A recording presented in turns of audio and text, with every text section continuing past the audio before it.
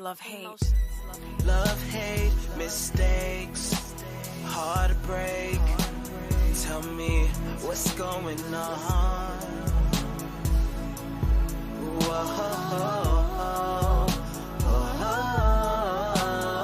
Wake up in the morning, argue with Nancy before we pray. It's like, here we go again. Please don't say it's just one of those days. But it's better than the South, getting letters from KKKs. And wondering when the hate stop, will it ever stop? That's what they say. We say we love but be hating. Love phrases like statements. Make mistakes and we pay it.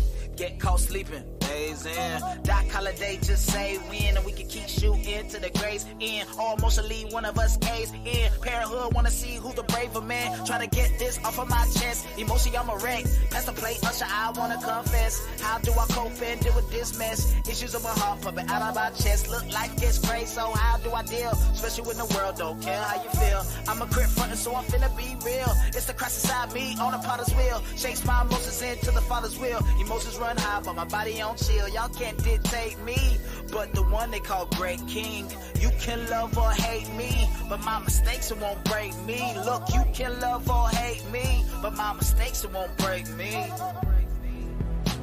Sometimes my emotions get the best of me.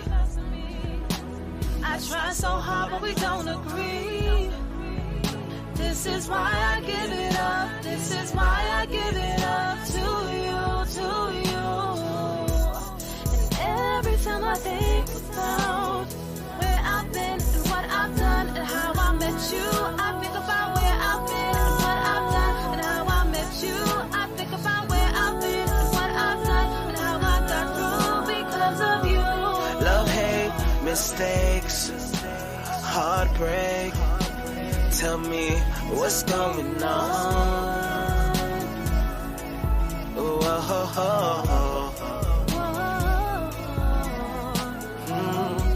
Love, hate, mistakes, heartbreak. Tell me what's going on.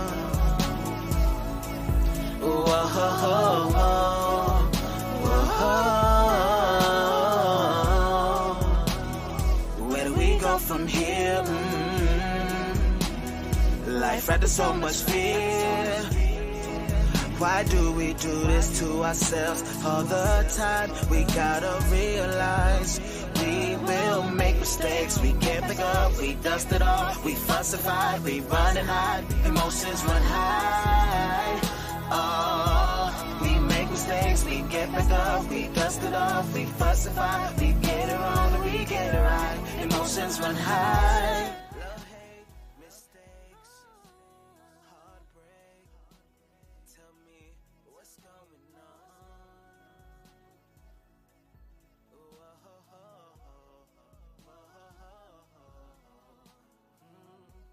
Love, hate, mistakes, heartbreak. Hey, what's going on, everybody? You watching Setting the Record Straight live with Peter Anderson. We're gonna get into it soon. I'm trying to work out. Well, we're gonna get right into it. We were talking before the show started, had a good conversation. So we're gonna go ahead and get started while people come in. People come in, go ahead and like, comment, and share so we can get going with it. I want to explain, if you go ahead and like, comment, and share, it lets the algorithm know that people are watching, so more people will come and watch. So just let you know that tip. All right, let's see here. Go here.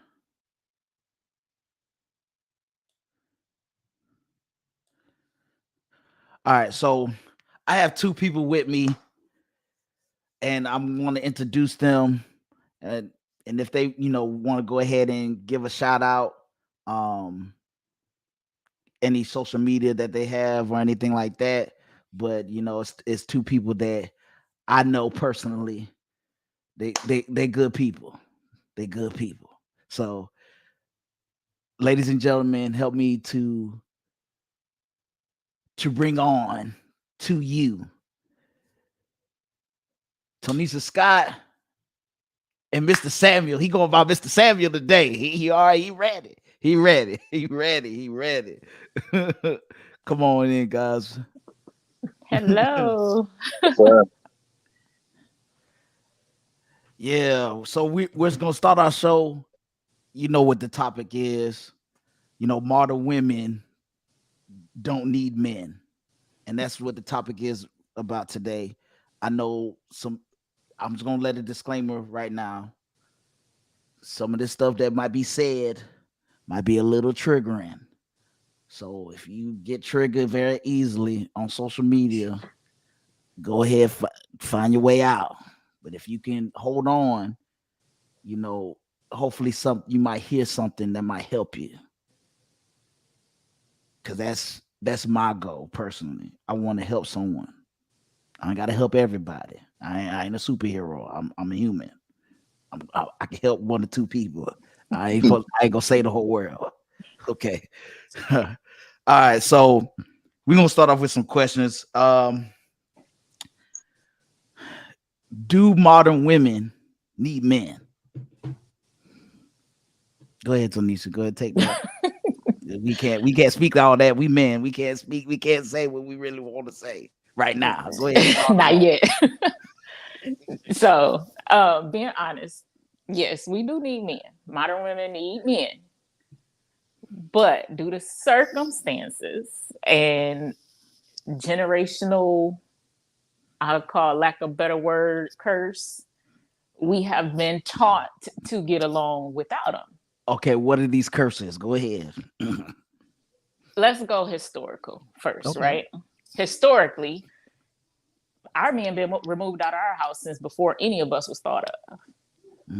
The women, I coming from a family of women, mainly women, and a lot of the men were rather locked up or Papa was a Rolling Stone. And historically, that was a thing that slave, traders and stuff did. They removed men out of the family. And then the laws that we have today remove men out of the household that targeted black men, black and brown communities. Let me say that, and remove men out of the household. For the majority, right? Yes. Majority. So as black and brown women, we had to learn to get along without our men. So that's where that independence comes from. My grandmother told me, if you ain't got a man in the house, you need to get on the floor and scoot and use your legs and your thighs and your butt or whatever you got to do to move furniture and all that. Figure it out. So it's not that we don't need men, it's that because of circumstances, we had to learn to be without them. And now it is what it is. Same where my husband is deployed right now. I'm running the house with 4 kids and I got to do it without him until he come home. It ain't that I don't need him, but if he ain't here, I can. So what you want to take a stab at that question, Mr. Samuel Kendrick? I mean, if you listen to the music, if you listen to social media and all that, they will say that they don't need us, but in actuality, you need us. Come on now. I mean, But elaborate on that. Like, why do you feel that women need men? I mean, like, say you got kids, you need male figures, and you need a male figure in the house because a woman can only do so much, especially for a young man. Like, men can't teach women how to be women, and women can't teach men how to be men. You just can't. Like, we go through different aspects of life. Like, the journeys are different. The body parts is different. Like, you can't teach a woman can't teach a man. I mean, they say it all the time that it's possible. Even I have homeboys that's been raised, just by their mothers, and the mama did the best she could, but you need that male figure because at the end of the day, when when I was 13, I started smelling myself. I took my mama straight up. It wasn't gonna be no more whippings or none of that. Mm, But it took my daddy to let me know, oh, it's gonna happen if it need to happen. right, right. You need that structure. You know what I mean? Because at some point, people just get out of hand. The So boys I'm just get out of hand. so I'm gonna ask the people in the chat right now if do modern women need men? And if put a 5 in the chat room for yes and put a 2 in the chat room for no.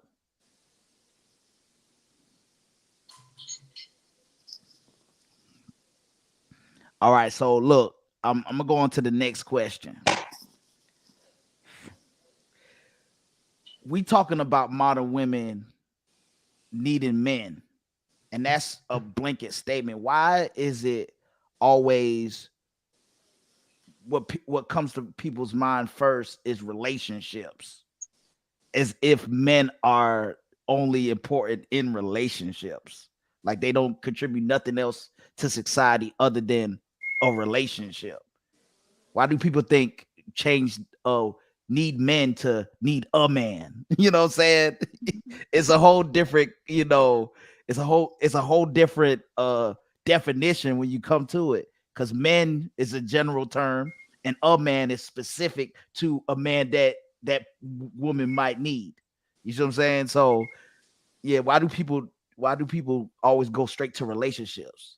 Why is that a thing? Why they don't think in general? Well, I think because that's what society forms it around. You see what I'm saying? I don't need a man, or that's just society has formed it around in the music and on TV. When you hear that statement, it's normally referred to a, a intimate kind of relationship. You know what I'm saying? Right, right, So I right. think that's why the mind typically goes there first. That makes sense. I mean, so what you think, Kendra? I don't know. I just think sometimes people can be simple minded and certain words trigger them into just saying off the wall stuff. Like like you said, it's they changed the wording of it when the specific how you said it was very specific. Mm-hmm. So they'll just flip it. You know what I mean? Like, oh, I don't need a man, but that's not what the question was, or that's Right. not what the statement was. You see it all the time on social media. People will get on social media, and then you know what they'll do? They'll be like, well, they go and talk about what they want to talk about instead of Mhm. what the post actually is talking about. I'm just like, Mhm. where did they do that at? Like, you will fail in school if you a lecture if you talking about something totally different than what the professor is talking about or the subject matter. So I mean, it's what people try to do. That's what that's what it is. I think it's human nature to Mhm. want to vent on the social media platform. And I say this a lot. If you on social media and words trigger you, you got a lot of trigger words. I don't think you need to be on social media. You need to put that Exactly. down. Go ahead, get you a licensed therapist Because I and trigger them all figure the that time. out. I stay triggering them. It just, Right. it's just fun. I tell them all the time. Social media to me, it's for business and it's for fun. Anything Yeah. else, if you get offended by stuff that I post, then obviously that post is talking directly to you. Right. Mhm. You know what I Right. mean? Like it just I take a lot of my posts because one person they say I be bashing women, but I don't. I just take the post and I flip it. You know what I'm saying? Just to make it funny. You know what I mean? And Mhm. some people can't take it. I get it. It is what it is. Like I don't mean no harm by it, but I'm not apologizing neither. Right. Right. It is Right. what it is. Like if you can't, they got just like you added me, or if I send you a request and you accept it, You can unfriend me. Like I'm That's cool with right. all Right. that. It doesn't Right. really matter to me. Like I don't get paid off social media anyway. You know what I mean? Right. So And people don't even know what I do. It's they like, why you posting like that? It just like what you said, it's a little entertaining for me too, but very entertaining. it's not in a way where, oh, it makes me happy as entertainment, but it entertains me because I really try to see people's response to what I'm about to say. Mhm. I really study people's response. So when people try to say, "Oh, why you arguing that fact, Peter? Why you saying that?" It's because I want to see your response, so then I can study your response to what I'm about to say. And so a lot of people don't even know that I might be making a book out of all of this. Like I Mhm. see it as an opportunity. If we just consume, I was watching a video today, and the guy was talking about there's people that just consume social media, and if you keep doing that, it's gonna make you depressed. It's gonna give you anxiety. So your job is not to just consume social media. It's a perfect opportunity to do other things with social media. Use it for entertainment purposes, but don't Mhm. just consume. Use it for business purposes. Yes. Don't just consume, because if you consume, it's gonna leave you depressed. It's gonna make you feel less than, especially the ladies, Yes. because what's happening is what social. I'm getting ahead of myself with these questions. Let's back it up because I could go in. Because I can go in. 'Cause I usually do the show by myself. I can go in. So let's get back to these questions. But yes, stop consuming social media so much. Use it for different purposes. Use it to be productive, not just consume. All right, let's all right, so I want to show a video of me saying something that kind of got I made a post about it and it kind of got crazy. Hmm. And people were coming out the woodworks that I ain't speak to in a while, and I'm like, oh, you used to exist. Those kind of questions. So let me share my screen up here. Pull this out here.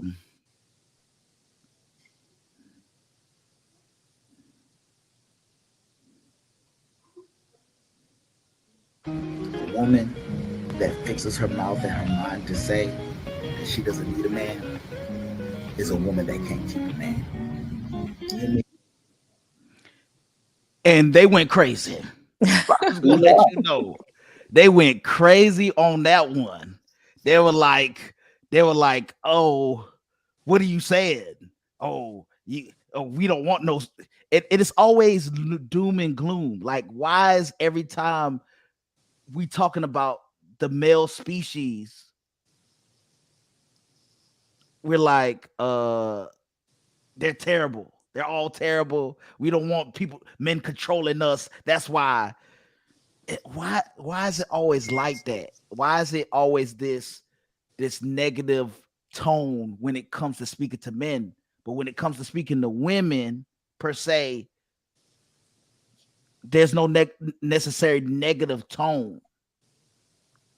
It just is what it is. You see what I'm saying? Why is that? Like, why is that a thing? You want me to answer that? Yeah, go ahead. Go How ahead. honest Jump you in. want me to be? Just jump in. Just jump in like hopscotch. Go Look, ahead. Jump how in. real do you want me to be with that As question? as real as real as you don't mind being canceled. Go ahead. So the honest answer, or my honest answer, is this: when you look at men right now, look at what's going on. The overturning of Roe versus Wade. Mm-hmm. Men are dictating everything. When a woman says, and when they speak on bad experiences, look at the experiences of women in your family or Mm-hmm. around you have had with men. A Right. lot of the times is bad. It's Why? not that. Why though? Let's ask the men that. Oh, I can answer that. I can Because answer. think about it. And I ain't scared of getting canceled. I can answer that. Let me answer that real quick, and I'll let you Okay. continue. Because women don't know how to pick men. Period. That's the But problem. They don't okay, know how to pick. but They, let's they pick hold with their on. feelings instead of picking with their head. That's what happens. They don't know how to pick men, and then they rush into a bed with a man, and they're emotionally deeper attached with the man, and then Right. now There's they no can't get accountability. no accountability. It's But all the men's why? fault. Hold on. Let's back up. Let's back up. Let's back it up. Let's Wait, back up. back it up. Because let's we all Christians on here. The Bible says that he who findeth the wife findeth a good thing, right? Right. So who choosing? Who choosing? We're choosing. Because the same woman, you said the women don't know but how to you choose don't have a to. man. But you don't have to say yes You to right. every man that choose you.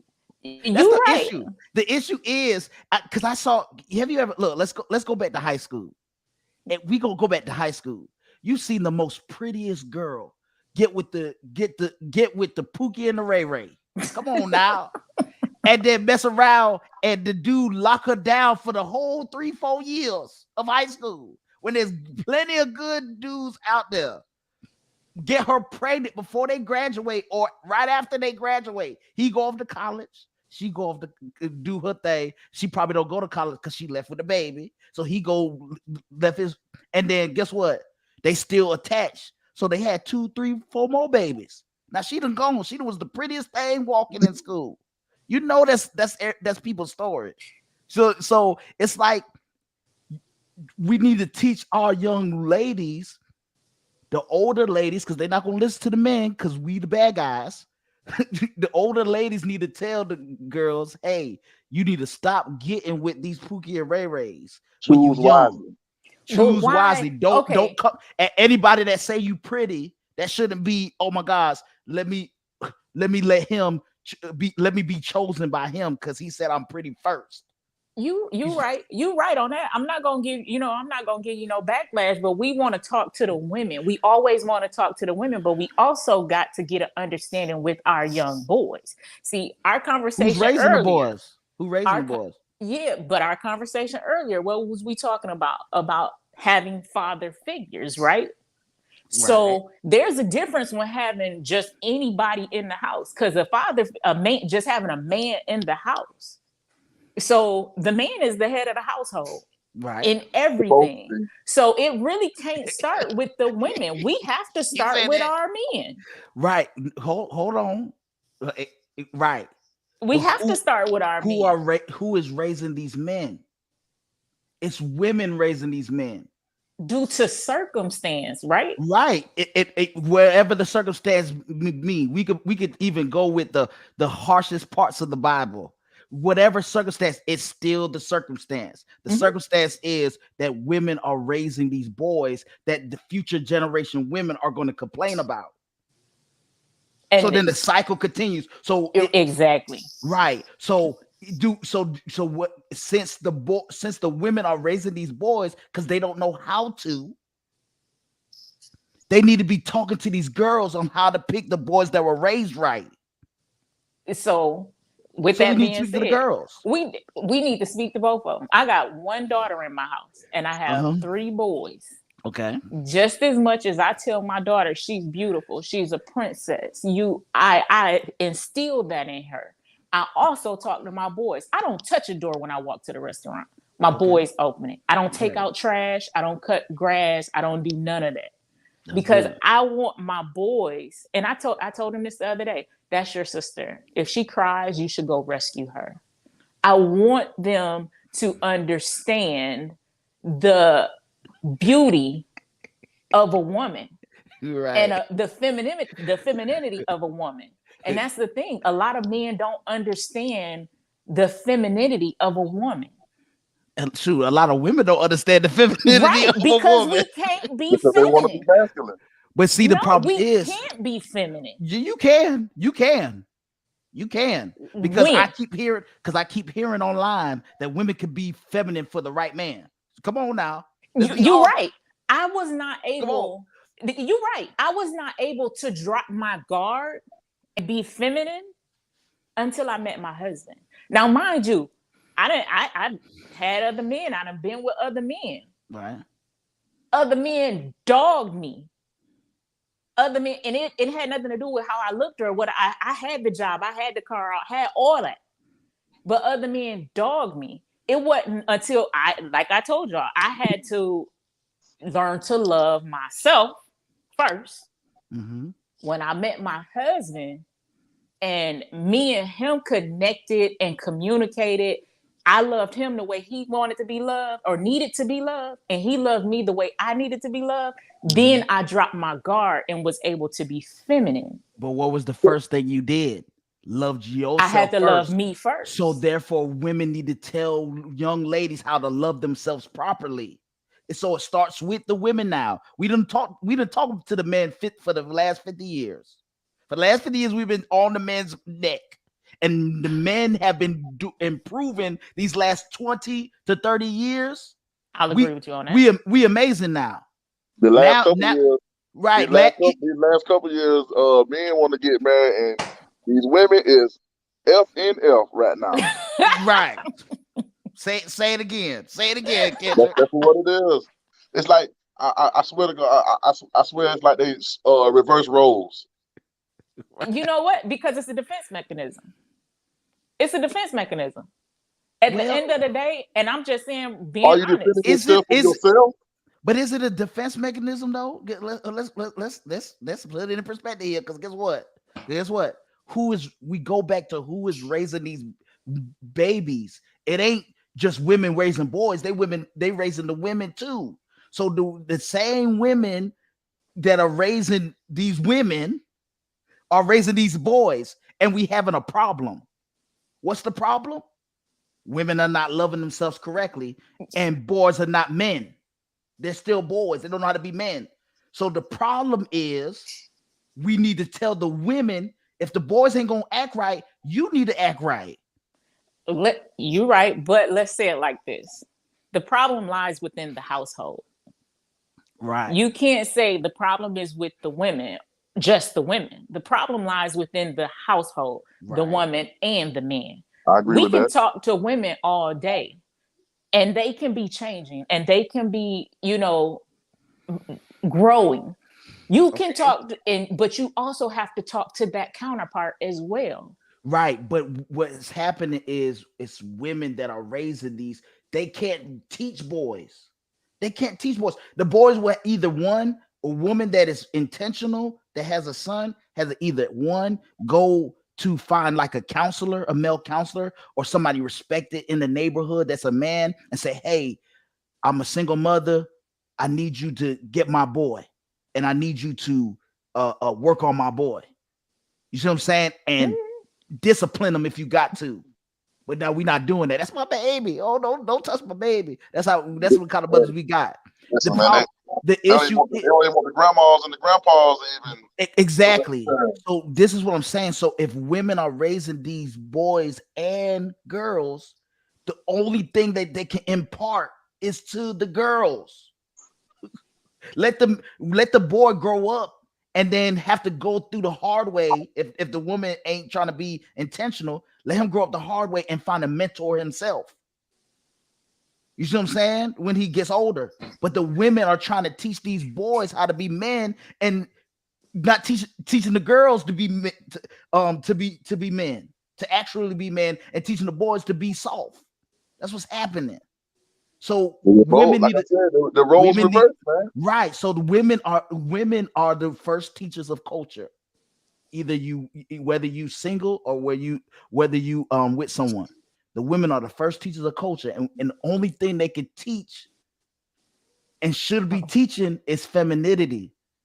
And they need to be teaching their girls. They're not. They're teaching their girls to be men. And that's the problem. The problem ain't the boys right now. The boys are reading at a 5th grade level. Why? Because women are at the helm for whatever reason. The girls ain't reading at a 5th grade level. So they're teaching the girls something, but they just ain't teaching them, quote unquote, the right things.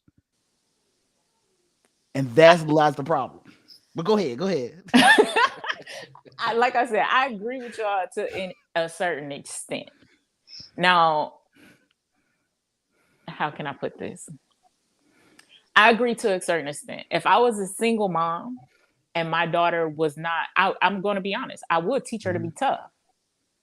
I came up under a single mom. My mom was single for a long time before she got married. And I had to be tough. We lived in Flint, Michigan. I was in the hood. We had, I never forget the first time we ever heard or saw a body was from our friend who raped the female and threw the body behind our house. So we had to be tough. As a woman, I had to learn to protect myself. Okay. So if I was single and didn't have a man in my house and my daughter would be tough as nails until she met somebody who could let her soften and let her, her be a female. We got a comment up from Water Turn Wine. So does raise right necessarily mean 2-parent home? Raised right can be 1 parent, 2, right? I would say yes, but what happens is studies have shown that it's better in a 2-parent household. So you either gonna try to give your kid a better statistical chance, or say, "Hey, I could be bad all by myself." And yes, you go be bad all by yourself. Yes. That's what's gonna happen. I would say it could be a single parent household, meaning 1 parent living in the household, but for the best outcome, 2-parent involvement that's my opinion. If both parents are heavily involved, and I know, like I've been saying, circumstance doesn't always allow that. But when you got 2 people involved who can share the load and share the education of that child, I think that's the best. It's not always how it comes out, but that I feel that is the best. You need both. You need both parents. You need both parents to teach the daughter or the son different things. Right, exactly. Because a daughter absolutely need her father too. Yes. Right, and exactly. a son, a little boy need his mama too. So That's you need right. both parents. Right, that's right. That's good. That's so good. Let's go to the next question. The next question is: do you think that men modernized the world so much that women started to feel like they don't need men anymore? It's a loaded question. Do you feel like that? Or no, I don't feel like this. This is what happened. Why they really saying they don't need a man? Go ahead. I don't think the world. I think I saw a post kind of similar to that where they was talking something like that. I said something like that, but go ahead. Where the world has been so modernized that women feel they don't need a man. But if you really, I'm a history buff. A lot in the background of these great accomplishments in the world, there was a woman. Okay. There was really a woman. So therefore, you try to say women started wars too? No, I ain't saying that. Oh! You don't get the negative. That. Oh, they didn't do the negative. They did all the positive. Don't get me wrong. We do Come have. On now. Now I'm a veteran, so I know my military history. We do have women who participated in some scandalous stuff in wars. But what I'm saying is, in everything, it's not just one sex. We want to portray. It's not just the man or the woman. So let me explain what I'm saying. So who are the plumbing system? Who are mostly plumbers? Men. Mm-hmm. Who, when it comes to paving the streets and digging the ditches, who are doing that? You got women holding the signs, flipping them back and forth.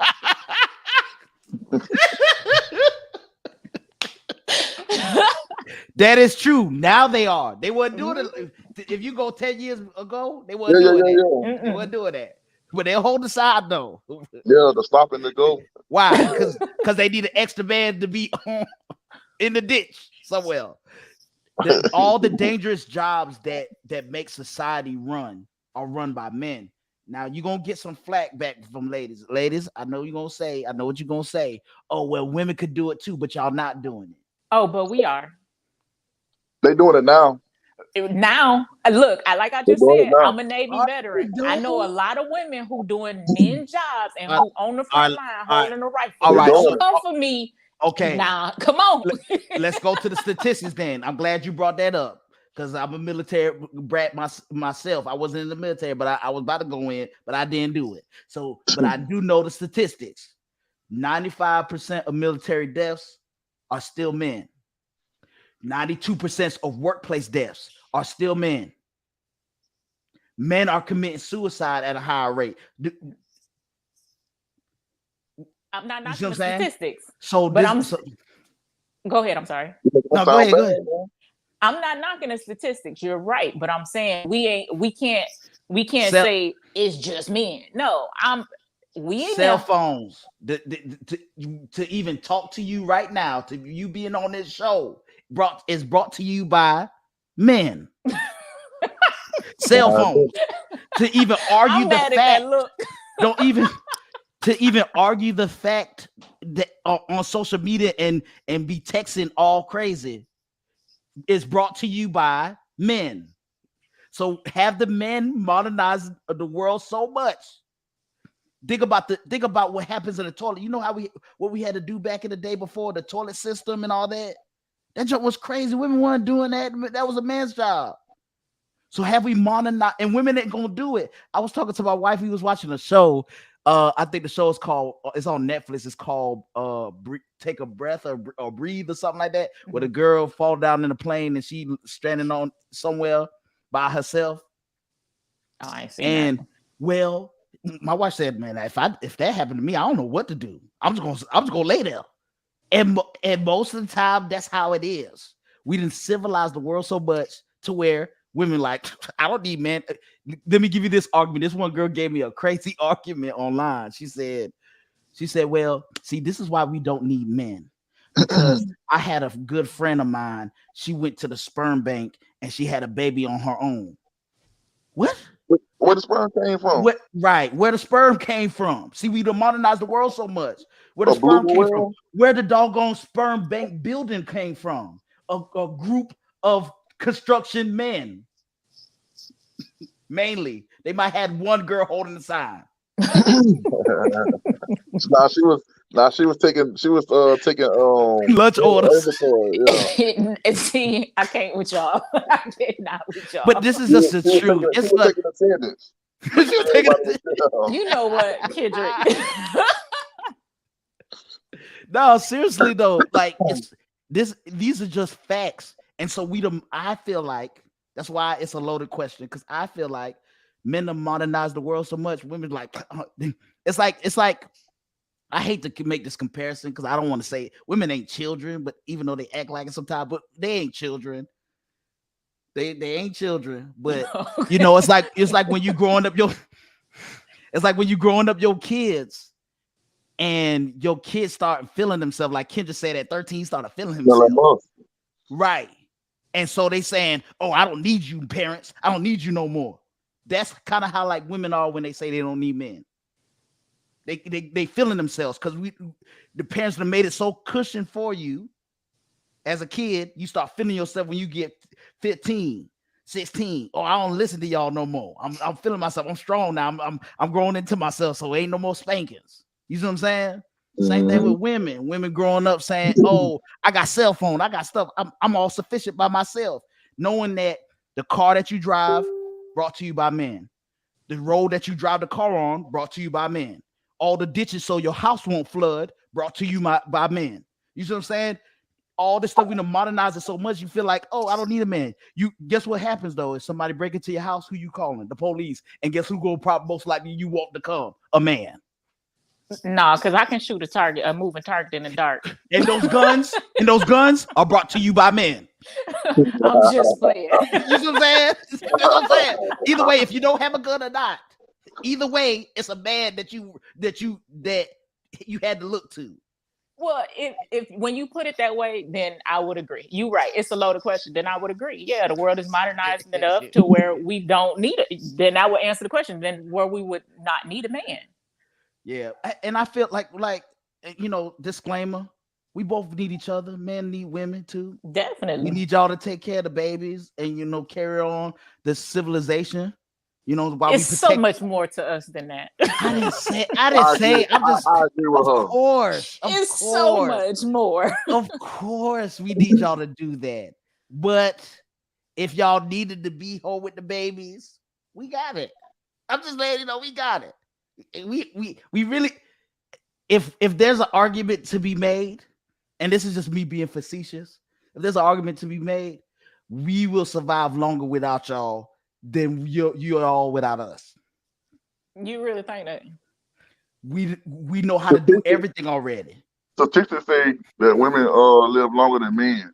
That's what statistics say. Yeah, in a civilized and modernized society. No, that's you always been the statistic. go back to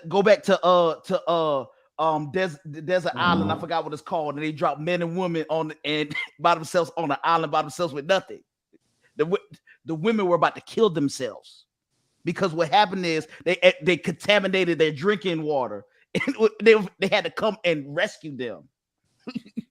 That's what Peter, happened. you ain't giving women enough credit now. No, they Nah, can do stuff. But guess what? Everybody has their strengths and weaknesses. That's why Men- we need each other. That's why Exactly. we need each other at the end of the day. Exactly. But to blatantly say, "Oh, I don't need men," come on now, ladies. You need us. We need y'all. And y'all need us. Right. We need each other because where I'm weak, you are strong. Where you're weak, Yeah. I am strong. That's it. You know right what I'm saying? there. But That's what it is. But they don't want to. But they don't want to admit that part, the weak part.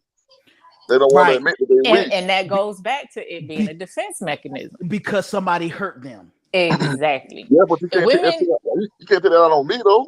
Right. Yeah. No, but and let's go back now.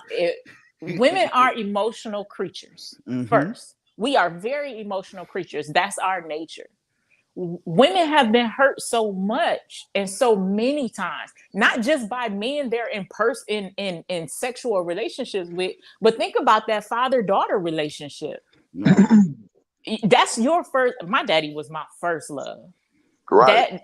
And he's dead and gone, but that is my heart to this day. Mhm. That's my heart. And my daddy showed me love initially. Now, think of little girls who didn't know their daddy.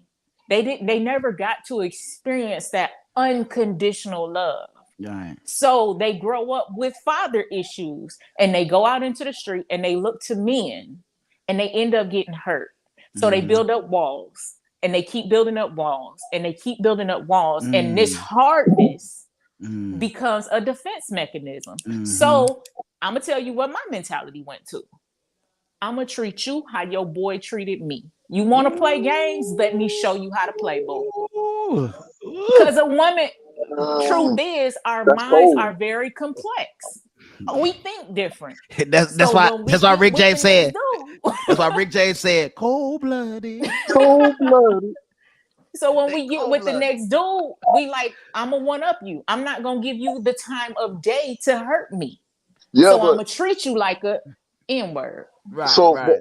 so check it though. So when you do it like that, that next dude could be a good dude, but you treat him like crap. But guess what you're doing to that dude? You turning him into the same thing that you don't like.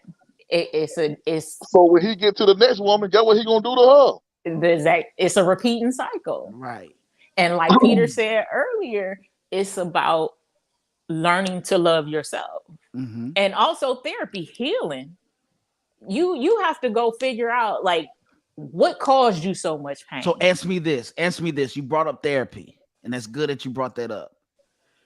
There is a wave of women, and it's not all women, but there's a wave of women saying, "Oh, I can heal myself." What is your take on that? Are we even equipped there? I mean, I don't want to do a leading question, but I'm not in court, so I can lead the question. So, can we really heal ourselves, or do we need professional help? Because if we could heal ourselves, we would heal ourselves already. Yeah, I don't. Yesterday. I think the process, when you say healing yourself, I think there's a process you go through, but I feel like you have to have an outside person. That outside opinion who can tell you, who can help you put that mirror in front of yourself and Right. see you for real. Because, see, I don't think real healing can happen unless you see the ugliness of yourself. But you know what, and that's correct, because my therapist said our last session, because I go to therapy.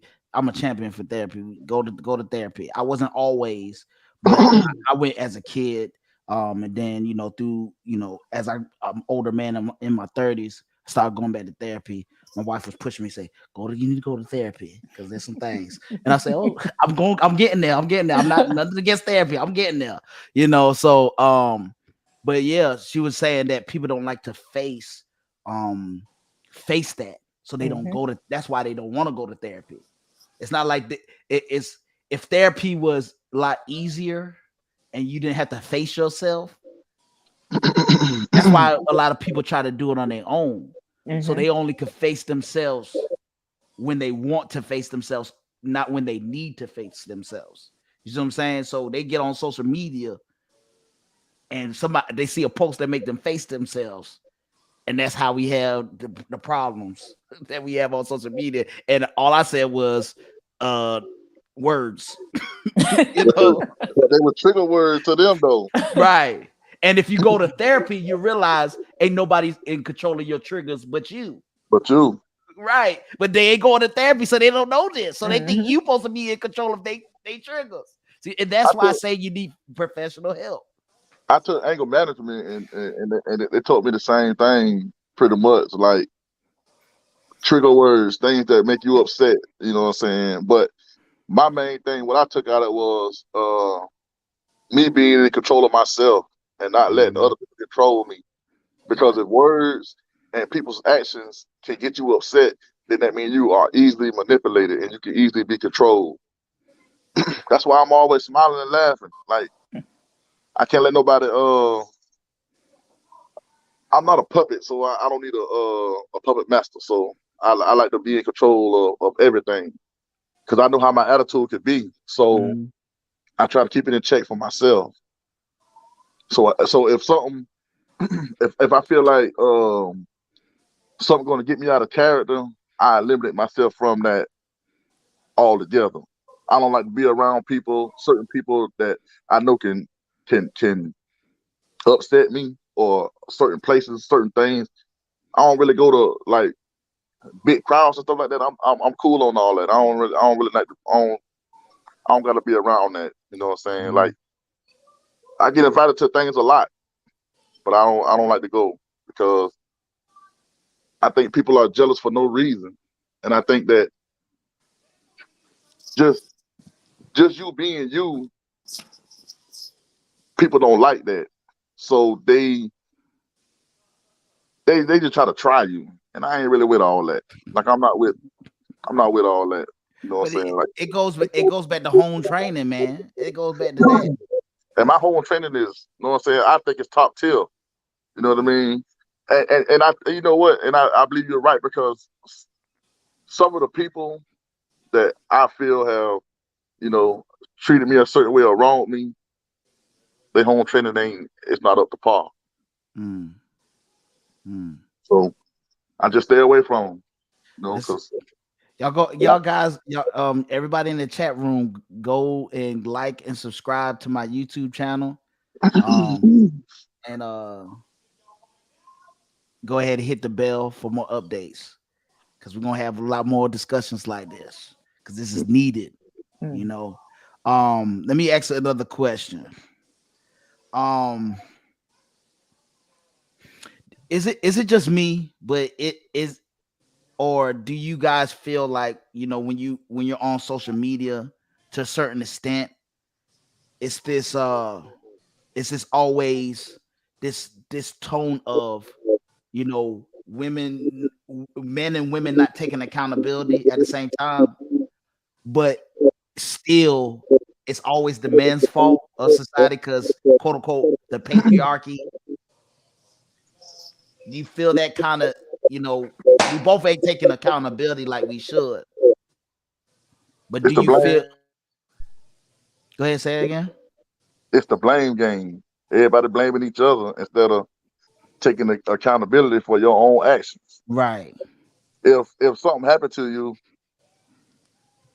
I hate to say it, but it's kind of like a result of your own actions, Mm, because every action gets a reaction, right? right. So if something happened to you, then I know they always say this is a free country. You can, but to be honest with you, ain't nothing free. So if something happened to you, yeah, you in a certain place, maybe you shouldn't have been there. I don't know.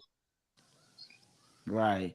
And I think, I think and the cause of that, I think it's this modern day feminism. I me personally, I don't like modern day feminism. I think it has hurt the black community more than any other community. I think it's I don't see where we quote unquote need it.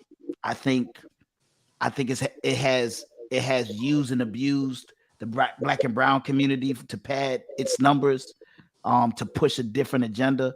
Because I mean, if you be technical, black men weren't part of the patriarchy; it was white men. So you see what I'm saying? So it's just like, why are we taking that same energy and and put it towards black men as if we are part of the power structure that runs everything?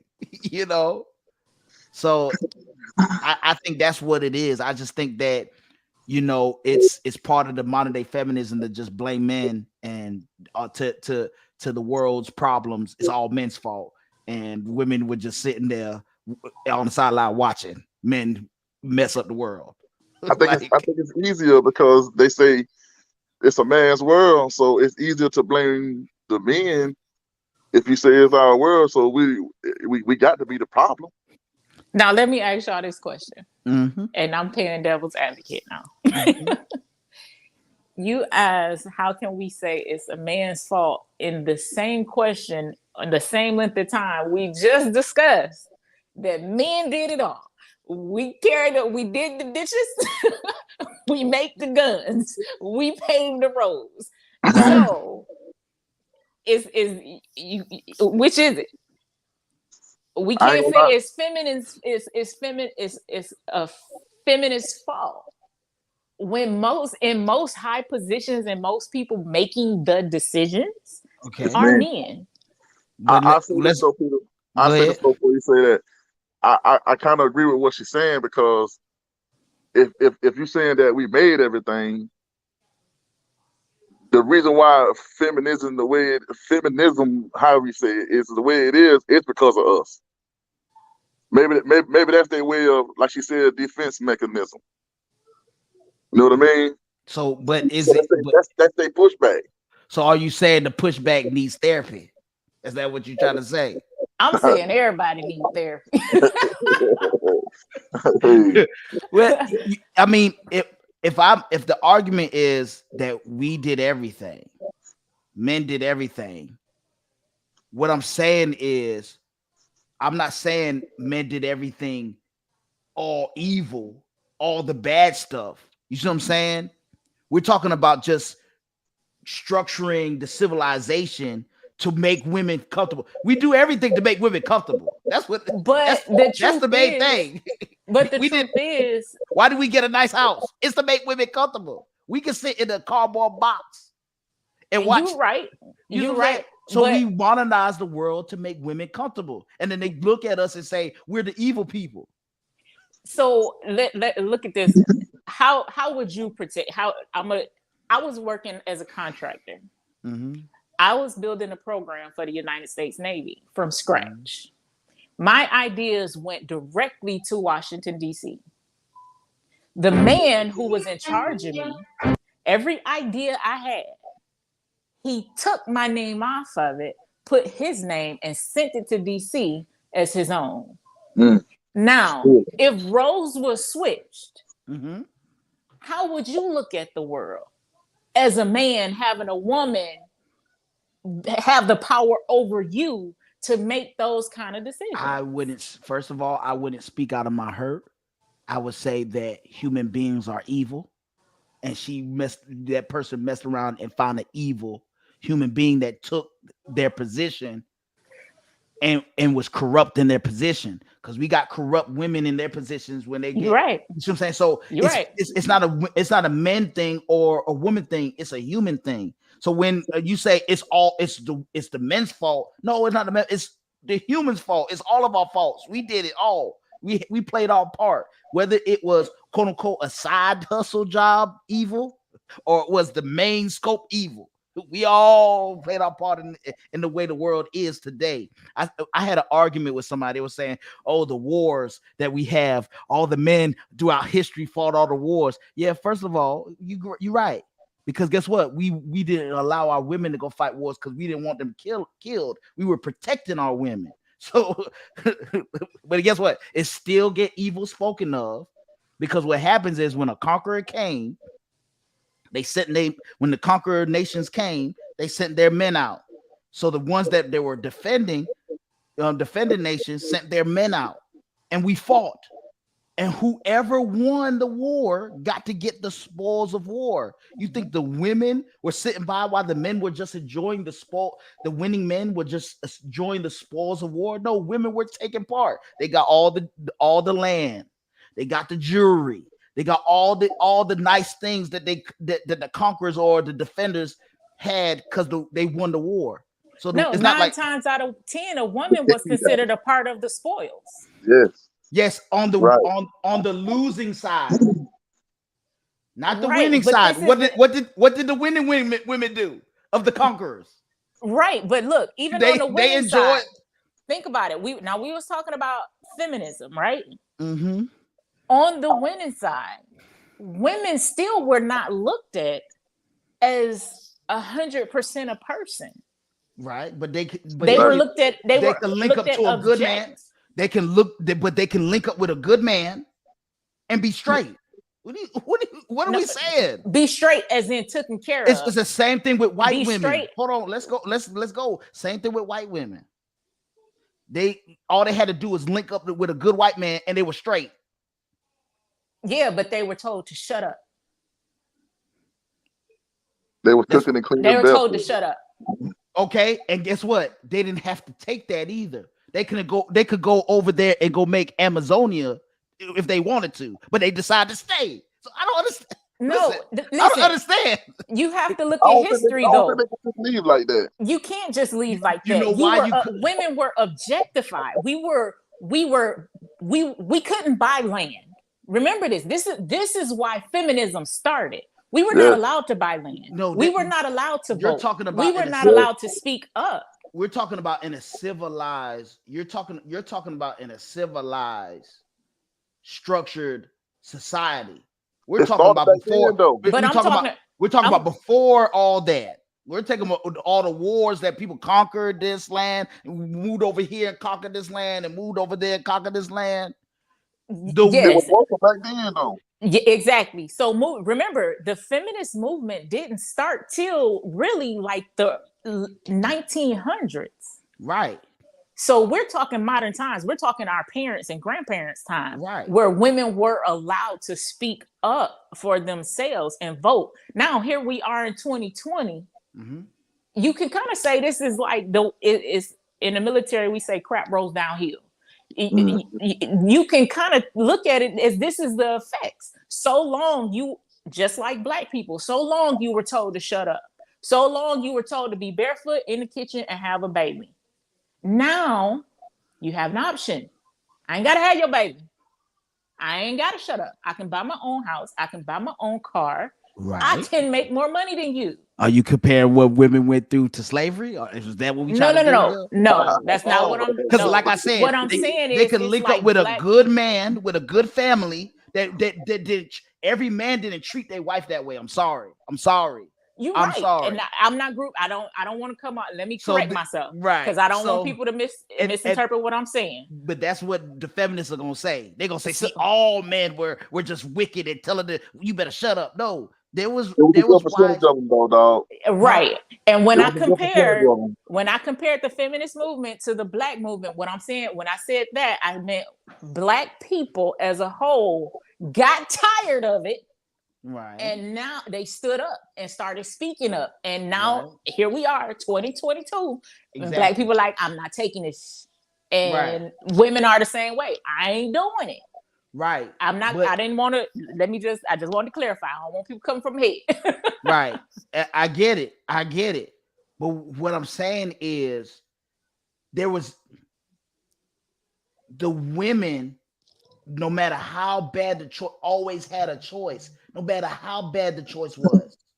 No matter how bad the choice was, the choices might be better today, but back then, let's think of the king time. It was off. If it was off with people's head, man or woman, you out of line, man or woman, off with your head. Mm-hmm. So it wasn't. It was a small group of people that were treating everybody else this way. And so, but the issue is, hold on. The issue is this: if we have we had the women, like I said, they had a choice. They could either, while the people were conquering, they can leave. No, but then they will be hunted down and killed. Okay, let's go with that. Right? It's still a choice. It might not have been a good choice, but you always had a choice. It's not like you had to do what they. You see what I'm saying? There's plenty of people. Same thing with the slave ships. They had a choice. They had a choice coming over across the water. Some decided to stay in and say, "Hey, let me make the best out of this bad situation and try to see if I can, play the long game." Some people did that, and some people say, "You know what? I ain't doing this," and they jumped overboard and killed themselves. You see what I'm saying? No matter, it's all choices and trade-offs. You link up with a good man, you didn't have to worry about anything if he's a good man. Everybody wasn't beating up their wives and chopping off their head if they came out of line. Right. That's all not what I meant. That's not what I meant.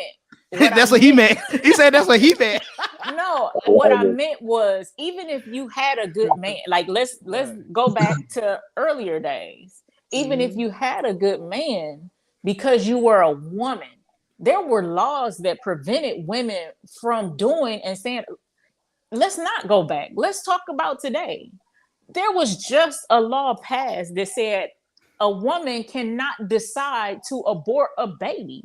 They just overturned that law this year. Why is my body up for debate? It's mine. You know why? If I'm free, why? Do you want me to be honest? Be as honest as you can. Roe versus Wade was never about women. Never. It was about controlling who can have babies and who can't. See, you look at Planned Parenthood. I'm an activist. Oh no, I can break it down like a fraction. Yeah, I can break it down like a fraction. 85% of all Planned Parenthoods are in the Black and urban community. Right.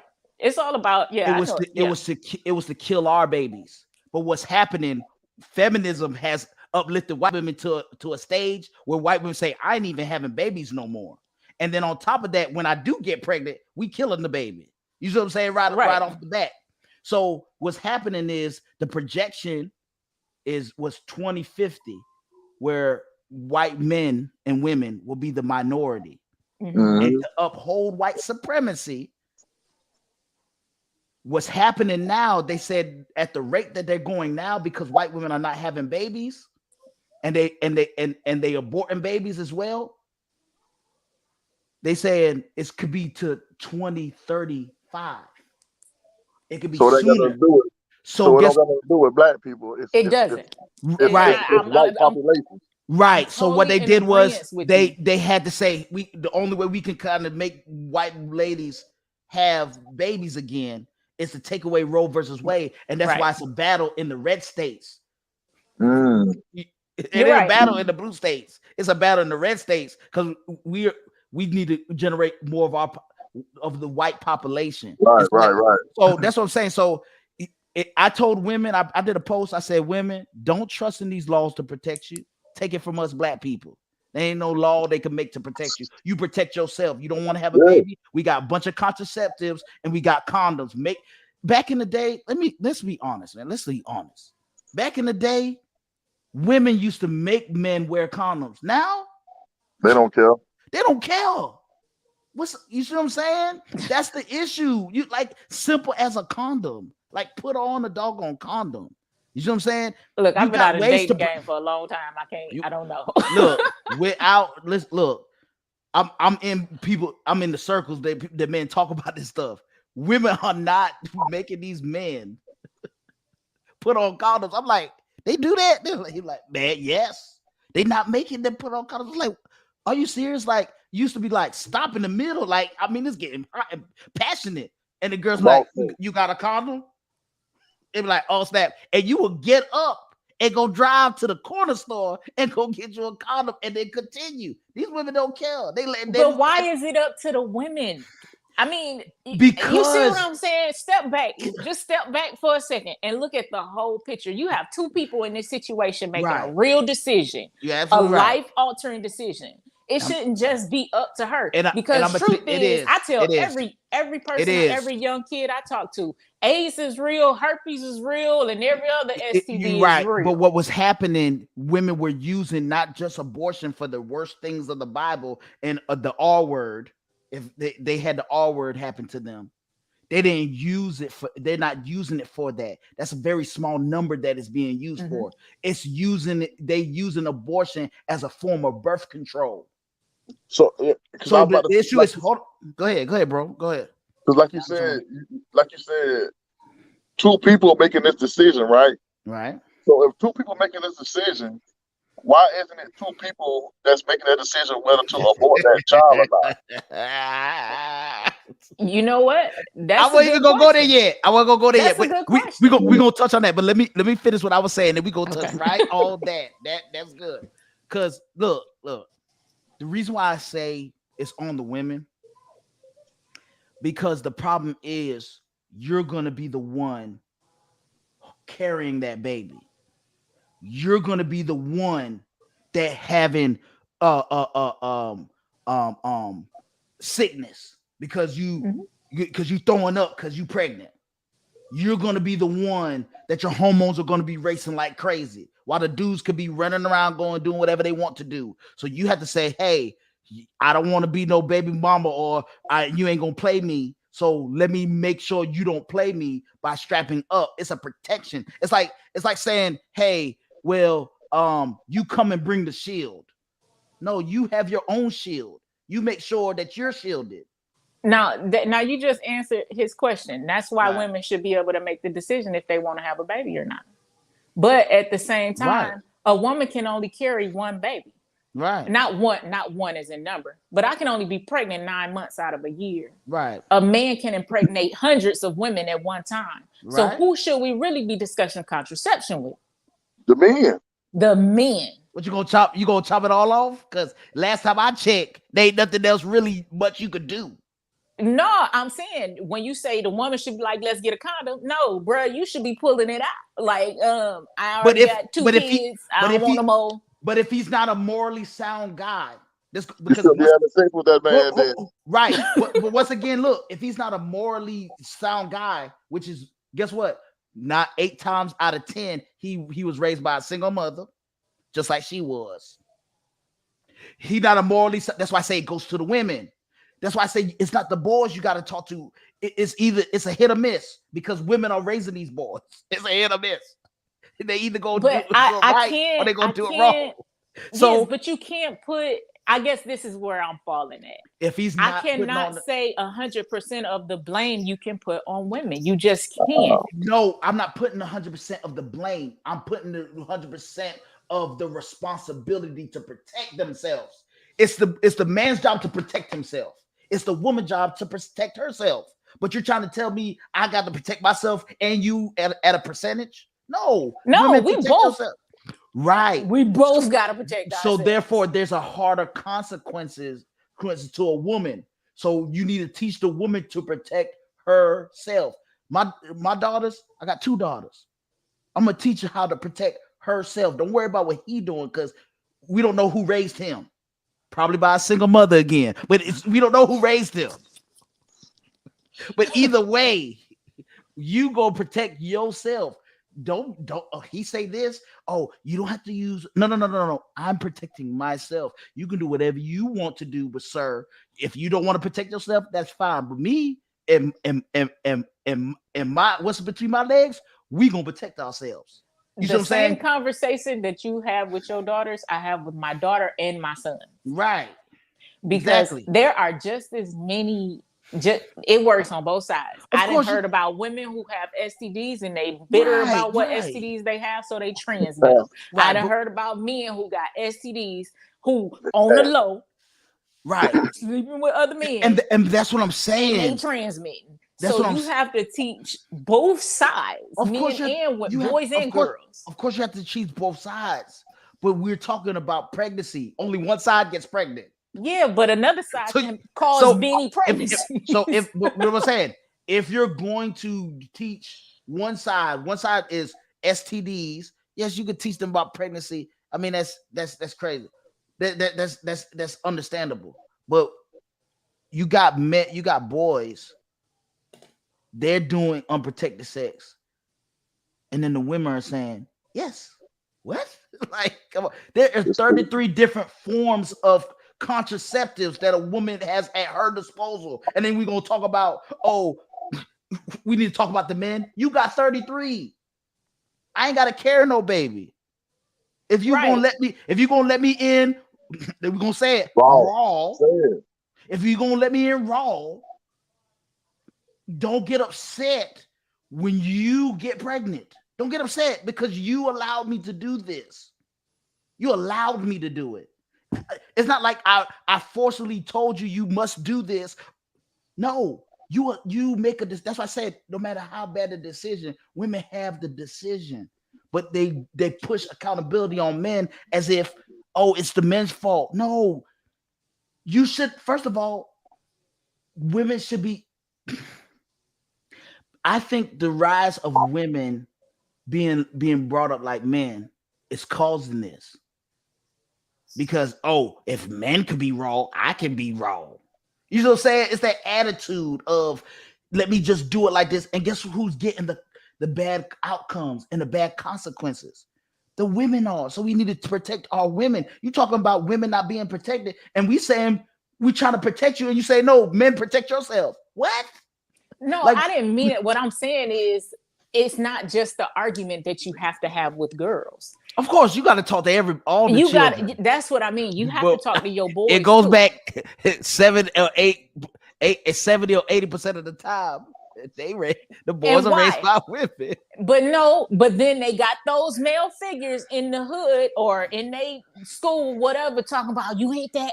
Oh, my homie, that's my dude. Right. But you the male figure. You should be telling him, nah, bro, treat that girl with respect. You shouldn't be having sex at that age. Are you using a condom? Did you keep one in your wallet?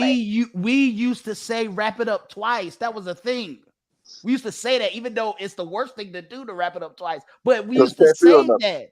Right. And it could pop easily. But you would say that, but in the same breath, you will turn around and be like, you hear that, bro? Oh, my little dude, my little you hyping it up. You are there any not you per se, but are there any songs where women talk about use contraceptives? No. Thank you. Bam. What's happening is we one-sided because this is what I'm saying. The women are raising these boys. So what is happening? They're trying, because they are single mothers, they're trying to make them boys be men for them. That I wish your father would have been like this, so let me make you like this. So we overly teaching the boys. But women, once again, women can't teach boys, so it goes astray. It's a hit or miss. They can only teach them so much. Right.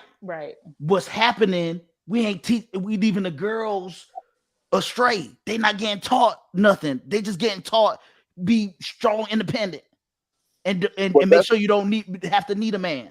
But that's because they talking to their women on the daughter's aspect. Because you, like I said, you need that male figure because he should be telling her what to look for and what not to look for. But the women are raising them and saying you don't need no man. So if a male figure come, even if it's a male figure that's your peer, that's just trying to say, sister, I'm trying to protect you. I'm trying to teach you the game. They're not even listening to men teaching them how other men are. They're not even listening to that. Wait, can I go? Let me step back. Go ahead. And I think I can wrap this up in like one little ball. Go ahead. I really believe that I'm gonna go back to self-love because we say a lot of women don't love themselves, and that's honest. But a lot of men don't love themselves. And I can say that in all honesty because a lot of kids, little girls and little boys, are left without father figures because men don't understand how important they are and Yes. how and this is what our conversation is, how important they are and how much they are truly needed Yes. in both children's life, And whose job male is to and make female. sure that they know. What do you mean? Make sure that man know? That man know that they need it. It's everybody's job. All our job. Of course, it's everybody's job. But who raising the babies? We still going. It is a cycle. It's a circle. It's a But my circle. thing is, I don't need a woman to tell me that I'm needed in my child's life. I know I am. Right. But see, a lot of men don't, and we going in that circle again. A lot of men don't understand that because women have been made to do it alone for so long that it's like I was a single mom. I have a son outside before I got married.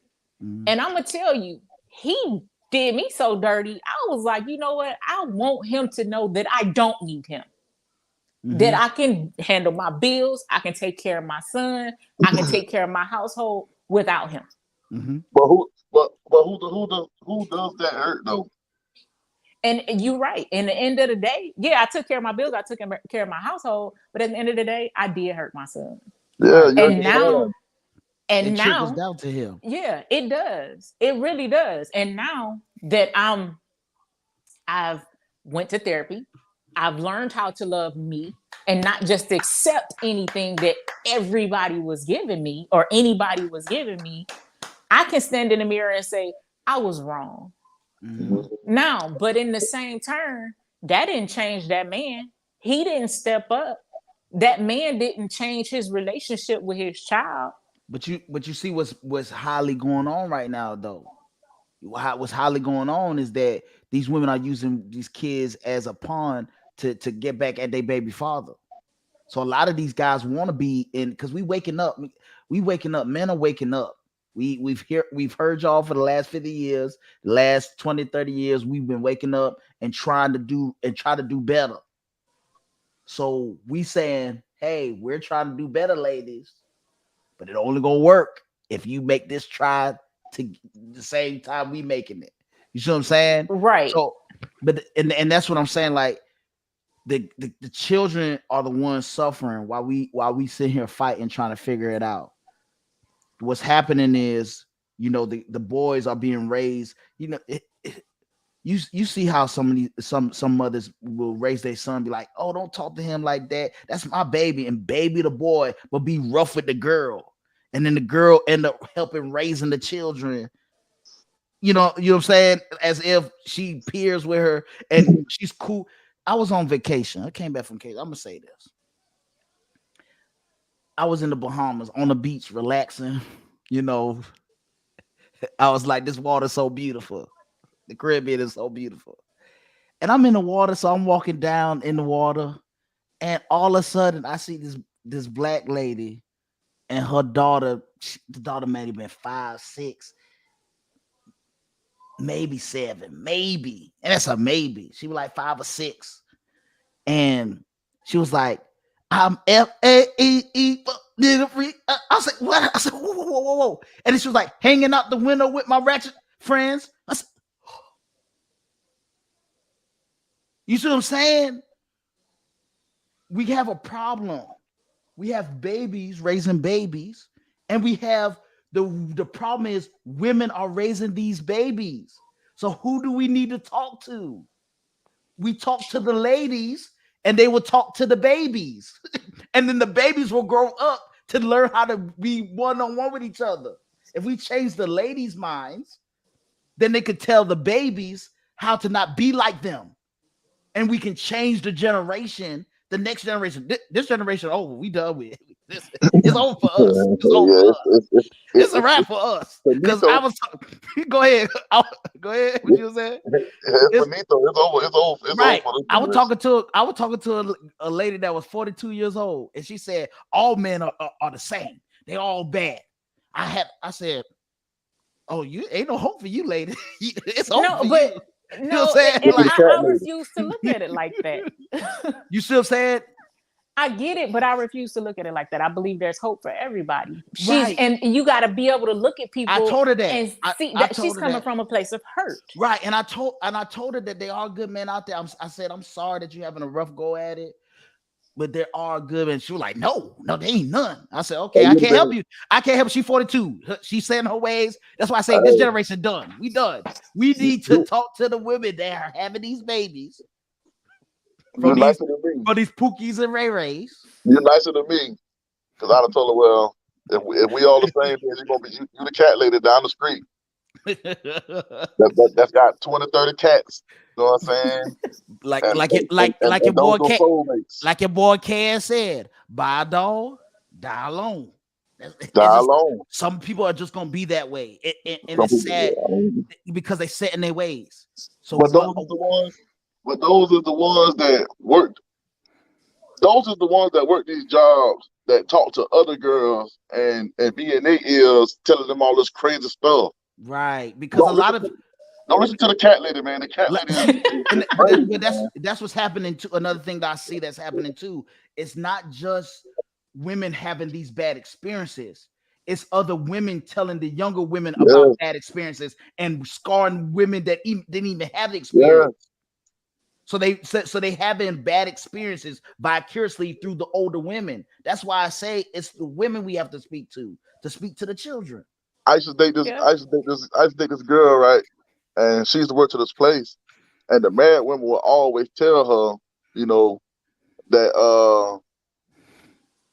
me and her should get married all the time. But they used to call me because when they called their husbands to do stuff for them, the husband wouldn't do nothing. But guess who was always there? The boyfriend. Mm. I'm picking up lunch for y'all. I'm grilling for y'all. I'm doing all this stuff for y'all. But y'all telling her she need to get married. And y'all husbands stay right down the road from the job and wouldn't do nothing. Mm. So drop a golf cart up there. They wouldn't do nothing. But you telling her she need to get married, but then in the same breath, you complaining about your husband. That's crazy to me. I'm like, you gonna listen to them? But I got two more questions. Then we gonna call it a night. Two more questions, because this is where it gets down to it, and these are some serious questions. Okay. And I'm gonna direct this to Kendrick first, and then you can answer. I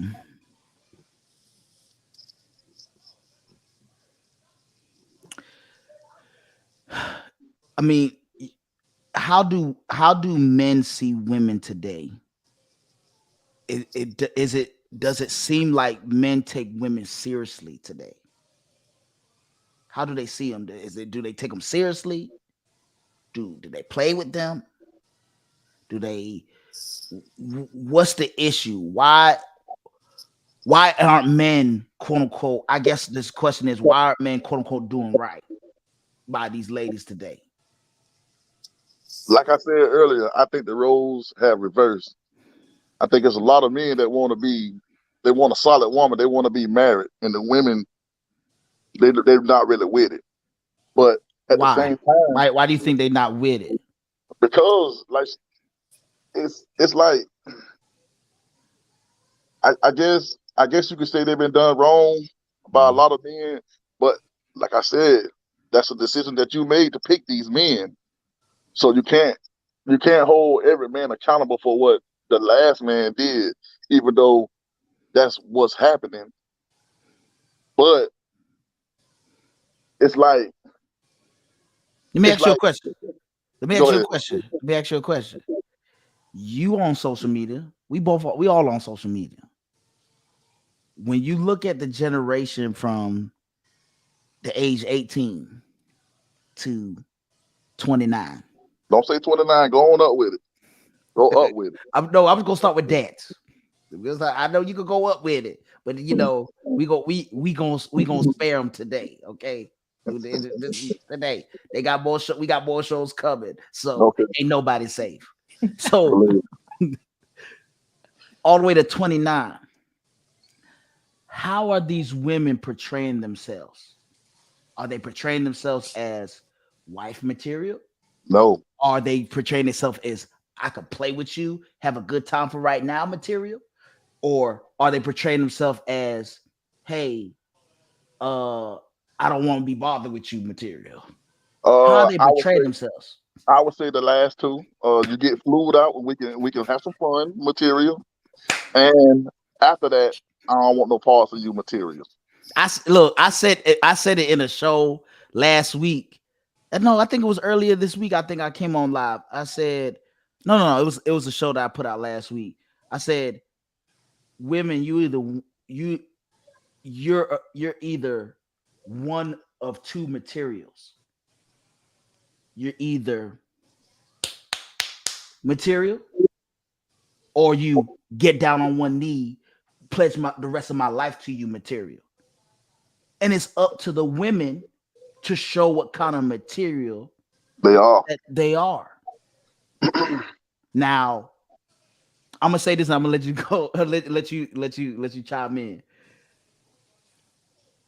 When you look at social media, and it's kind of crazy because you'll see women on there, and you're seeing them show their cleavage, and they showing back shots. I had one girl on my timeline. I ain't gonna say no names because I'll get in trouble. People on mine too.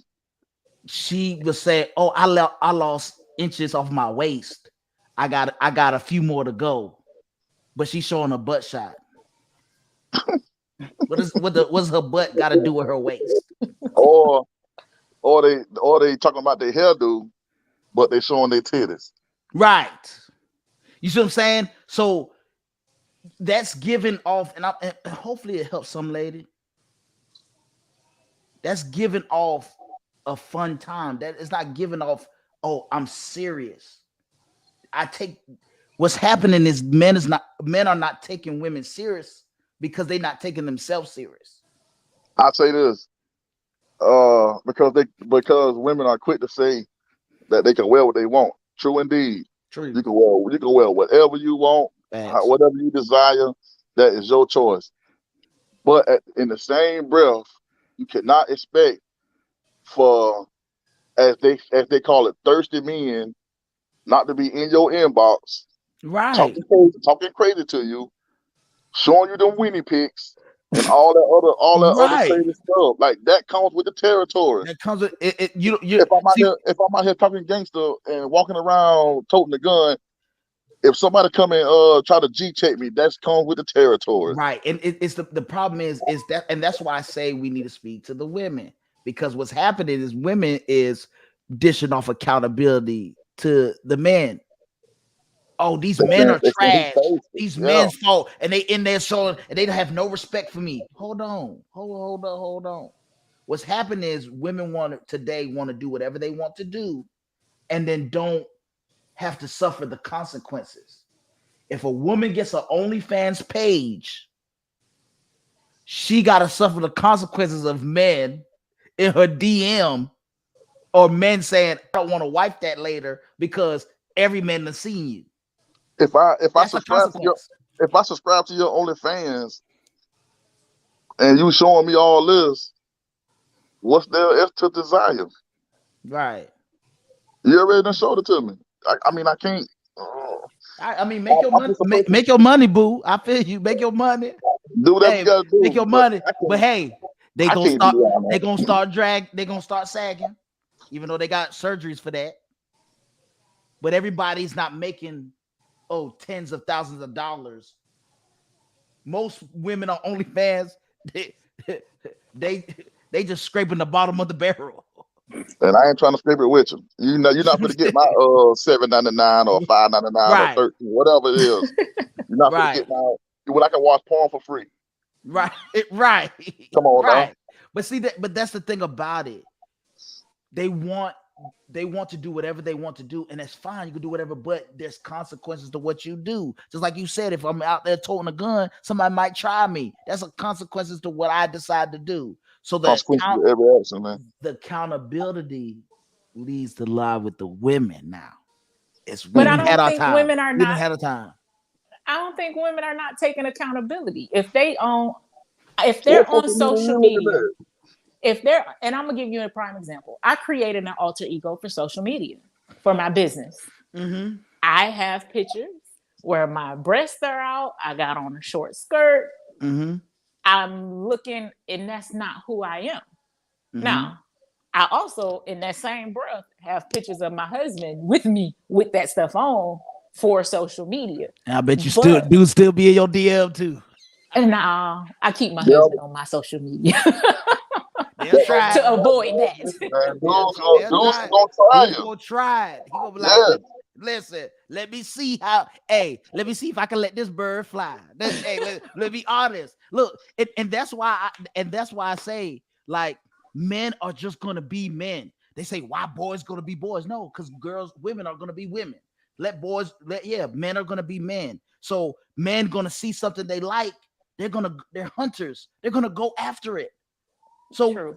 what kind of it? I told somebody yesterday. I said it's the kind of bait that you're giving off. If you're trying to catch a specific fish, you got to use a specific bait. If you're trying to catch a husband, you can't be using hooker bait or Magic City uniform bait. You can't be doing that. You Don't can't get a be trick. right. You're gonna get a pimp if you give it off whole bait. You gonna get you a pimp. You know what I'm saying? You're gonna catch you a player. You know what I'm saying? So it's just like they want to do whatever they want to do, dress how they want to dress, and then not have the not have the consequences that comes with that. And then say it's all men's fault. Oh, they're just perverts. I should be able to dress like this. Dave Chappelle said it the best, and that's why I call him the GOAT. He said the best. He tells a joke. This was years ago. The younger generation don't know nothing about this stand up. He said, if you're wearing a hooker's uniform, somebody might mess around and think you're a hooker. You might not be, but somebody might mess. He said, just like if he was to put on a cop uniform, you might mess around thinking you're a cop. Say, come on over here. Like, just because I dress this way Doesn't mean I'm a police officer. doesn't mean I'm a police officer. But you're dressed like a cop. But you're dressed like a cop. Just because you're dressed like this, ladies, doesn't mean that you're a whore, but you are wearing a whore's uniform. Somebody might run up on you and think, hey, how much? 40, 60, 80? If you got the cheeks out, and you got the twins out, you expect to get the cat call, expect to get the and that's what men are saying. On. Men, it's not necessarily men are being bad or they just wrong. They might not be good for that specific lady. Just because a relationship don't work out, don't mean that maybe y'all not supposed to be together. Don't mean that person is automatically bad. It should be bad in your eyes. Right. We're just saying men are going to be men. So we need to talk to the ladies to straighten up, man. We get because listen, absolute power corrupts absolutely. That's what's happening. Women had absolute powers. They had access to all for the last 50 years. They had access to all the talk shows. They had access to all the TV and the media that was saying all men's. I was watching. I forgot what it was. I think it was Think Like a Man or whatever. And that was the most recent one I saw that said this. The men were out there playing basketball. And what was happening is because all the men were out playing basketball at the gym, they were saying, oh yeah, all men are dogs. And then all the other men was like, yeah, we dogs. Huh? That's not even how we talk. We don't even talk like that.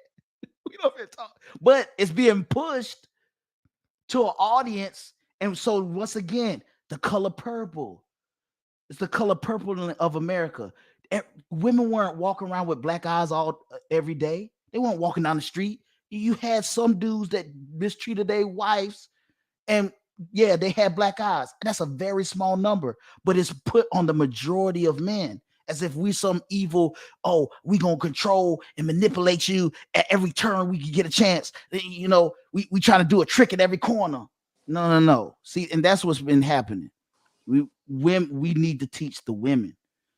Y'all, we done spoke to the men all this time. We had Ricky Lake. We had all these talk shows talking down at men and saying what women want in a man. And yes, gosh darn it, we done heard y'all. We done did it. Y'all say y'all want us to have more money. So guess what? What men have done? They increased their earnings. Y'all say y'all want men that are marriage minded. We became marriage minded. Now it's time to talk to the ladies. And we gonna tell you what we want now. I'm all fine with that. You should tell a woman what you want and what you expect, but you should also be willing to hear what that woman wants and what that woman expects. We've already heard it. We don't need to hear no more. Our ears are bleeding. Our ears are bleeding. Our ears are bleeding at this time. Y'all done had it for 50 years. Our ears bleeding, and we done had it for the last 3 or 4, 5 years. 3 years now. Y'all didn't see the rise of men talk about what they want. Oh, y'all hate women. Oh, y'all kicking and screaming. But y'all see, the narrative that you're giving, like I believe there's different sides of social media. It's y'all turn though. It's y'all turn. So do you agree that? Do you agree that y'all last 40 to 50 years y'all had all the talk shows? Have you ever seen a man talk show with just men on the panel?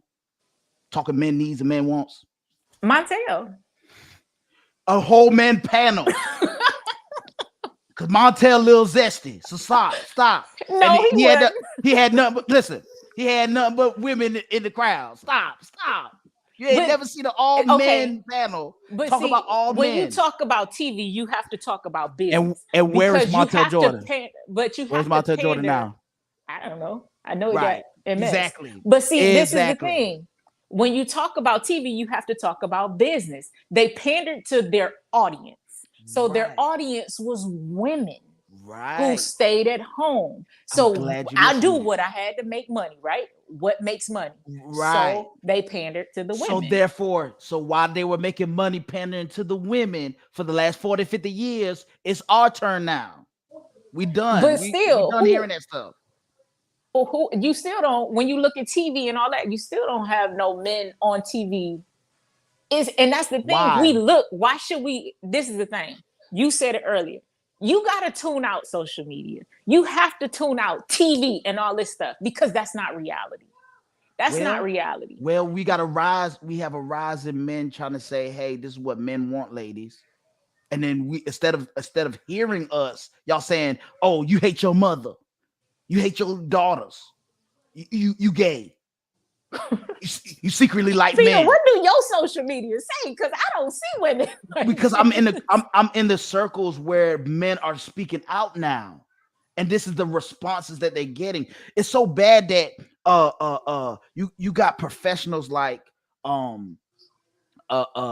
matchmakers are saying they done with women because they just unrealistic with their expectations. Like they did it for 10 years.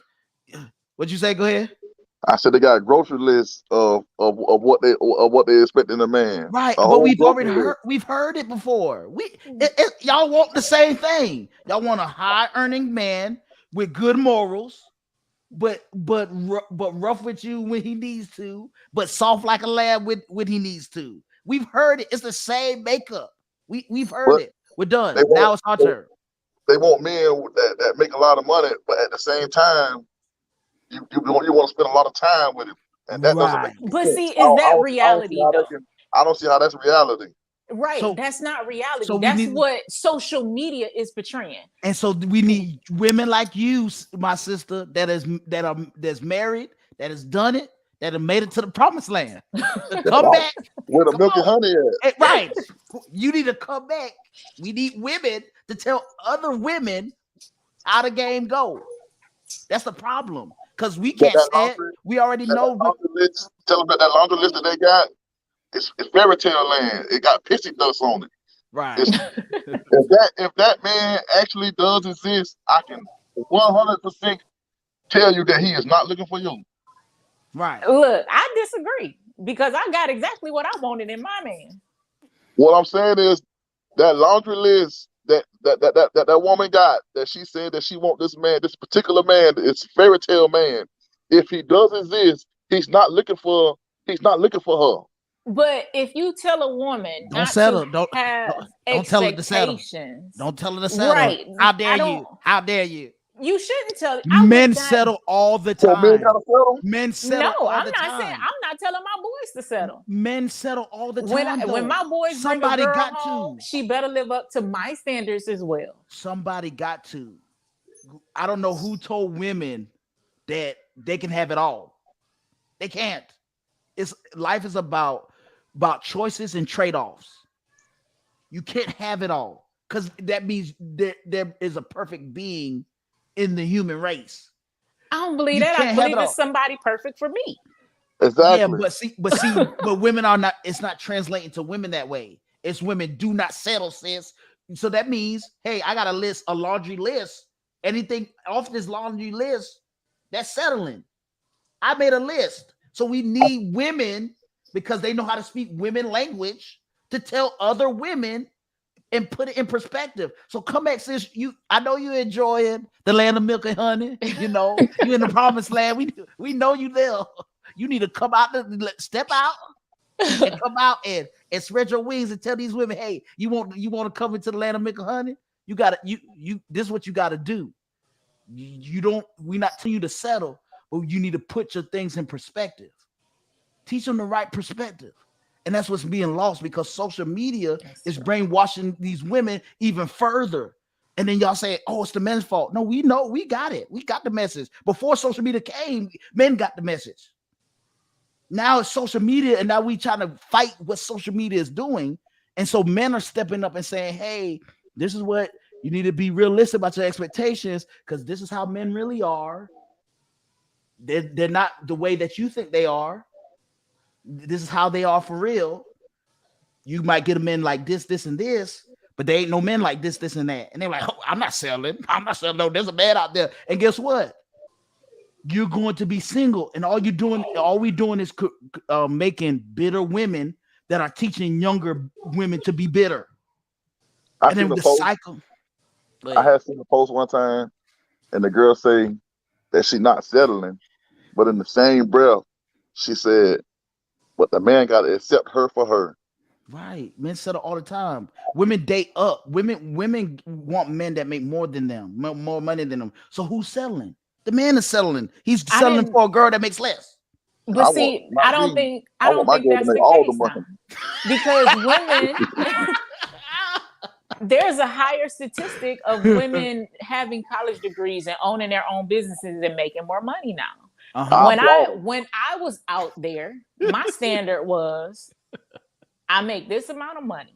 I was told by an older lady, she said when two come together, they should make more. So no, I wasn't gonna date nobody who was you got to meet me where I'm at. I ain't got no problem with that. If I make 60, 70,000, I might take you at 55 or 50. I ain't got no problem with that. What about 45? Do you know how to manage your money? Can I say you pay something? a bill? Though? Let's Is look your at credit statistics. good? And this is why we go into statistics. If the man's black, let's go with that. If the man is black, he ain't making the median income. The average income is what $35,000 a year. That's the average. 40, 35 to 40. 35 to 42. Yes, 35 to 42. That's the average. So if you average, what's wrong with an average guy that's making average money? if you average. Right. But if We- if I'm in a different We don't bracket, care about your money. We don't care about it. Stop saying that, man. Stop saying that. We that's Stop not saying that. true. he Because said Yes, you we can't do. survive he off want love. no Yes, That, we do. exactly. Thank you, Kendrick. because he wants he said I want my woman to make all the money. I want her to make as much money as she can deem If possible. she can earn, if Yes. it's more than you, that's great. Nobody You know what nobody I'm saying? Like, let's I get this money together. okay. See, the problem is men don't have a problem with that. Just because I'm saying we don't necessarily care about that doesn't mean we don't take your we don't mind you making as much money you can make. But what I'm saying is that that's not our criteria why we look at women. You don't see men, quote unquote, for the majority gold digging or getting that label on us. It's more the women. That's what women care. They care how much a man makes. We don't necessarily care how much you make. We'll take a waitress. If you make a lot of money, great, cool. But we're not looking at that. So if society has told us all our lives that Your mothers a have told man, y'all. mothers, even men, because my daddy told me, if you can't marry a man who treats you better than me or can take care of you better than I can, then you don't need to marry him. My daddy said the same thing. So society has told us that we need to marry a man who can take care of things, because love ain't paying no bills. But what I'm saying is, what I'm saying is, I get that, but we have to be realistic, and this is where we come back to the earth. You parents want pulling out statistics of men. Okay, baby, what kind of man you want, daughter? Okay, you want a man 6 foot? Okay, oh, and how much you want him to make, daughter? They weren't pulling out statistics. They were just talking out of what they knew. They only could teach us the best way they knew how, which is we're grateful for that. But now we in a era of information, where there's information, we have actual data and statistics that we can play this game, quote unquote, better. And what's happening is these women are still having these fairy tale laundry list of men when we got data and statistics that they could go off of and say, oh, I want this. Okay, dang, there's only 1%. There's only 1% of men that are over 6 feet. Oh, so I might have to get somebody 5'10". What percentage is that? Oh, okay. Well, he might be. I just need somebody taller than me. Bim. That's right perspective. Then you need to say, okay, how much men make? Oh, I need a guy to make $75,000 a year, or I need a guy to make most women are saying, especially these younger generations from the 18 to the 29, they saying because women are making so much money, they want men to make either what they making or more than them. So now we got women talking about they want guys to make 6 figures. I'm like, what percentage of men make 6 figures? Now we're talking about the top 15% of men. Shoot, no, top 10% of men make 6 figures or more. So you make all this, you making good money, ladies. I get it. Y'all feeling yourselves. But these guys that making these 6 figures, they not checking for you. So guess what you got to do? Not settle, but be in perspective, and might have to date a guy that's making 10, 20, 30,000 less than you. See, and y'all can put y'all money together and y'all can do something. Right. But you got to tell right. It makes 6 figures. But see, you got to tell these ladies that, oh, I can't live off of 6. You got ladies saying out their mouth, especially in our community, I can't live off of that. What? So older women need to tell these ladies and put them in perspective. Men are increasing in earning. Men make more than women, even though it's by social media, you would think that women make more than men, but men make more than women on average. Mm-hmm. But guess what? It's a small percentage, just like it's a small percentage of women that make $75,000 a year. You're in the 15 to 18 percentile of women that make over $75,000 a year. But you want men to make your match yours or better. And then we're coming to the 10% of men. You see what I'm saying? So she said 55. That's good. So you need to come back from your milk and honey land, And you need to tell these women, hey, you might need to check out these guys. There's plenty of guys out here, but see what's happening is your standards are not realistic because the percentage of men that make that, you not even putting yourself in the position to even meet a man that makes that. So we need to teach the women because that's who's complaining. That's who's complaining. Well, I'm not. Where are all the good men at? Where everywhere you turn at when you talk about relationships, who is complaining? It's the women that's complaining. They complain about the men. They say it's the men's fault. Where are all the good men at? Oh, these men ain't making no money. We making so much more money. It's hard to find a man. When that's not even the case, because they're not even looking at the statistics. They just talking out their feelings. We need women with that then made it to the milk and honey land, that done got some good sense at while they were at the promised land, to come back and teach these women that ain't made it to the promised land yet, because they're not trusting people that are single talking about this stuff. Well, they trusting women, but they ain't touching men that are single. They were, for example, they had Kevin Samuels. They were coming at Kevin Samuels talking about he wasn't married, so I can't listen to him. He got 2 failed married. I'm married, and they still ain't listening to me. You know what I'm saying? So what do you want? They just gonna keep moving the goalposts. You gotta tell ladies that have made it, stop moving the goalposts. Bring the goalposts back right here. This is realistic. Aunt was giving it to them straight. Give it to them straight. We They was got giving it to them straight. We losing, especially us black people. We at the bottom. We're women. 1 in 4 of our women in their lifetime will be married. 1 in 4. That's 25%. 25, 26%. Yeah. We got it. We're losing. The next bottom is white women, but they're at 56%. Oh, that's a lot though. Double That's R's. That's because they get married younger though. Right. We need to teach our women stop chasing the bag. We need to teach our women to chase families. But some women don't want that. You know what I'm saying? Like, and guess what? And we losing. So you either want to win the game, you either gonna be LeBron James and pad your stats, or you gonna be Michael Jordan and win the doggone game. What do you want? Do you want to be a winner and have all these rings, wedding rings? Do you want wedding rings, or do you want to just pad your stats? But I guess my question is, should we teach our girls that marriage is the ultimate goal? Yes. Or should we teach them happiness? Like do what makes you happy. Do what satisfies, because I don't want. My question is this. I'm gonna let you go. Let me ask this question while you continue. Do you think that our women owe anything to their community? What do you mean by owe anything to the community? What do should they contribute to the community? Do they owe some kind of contribution to our community?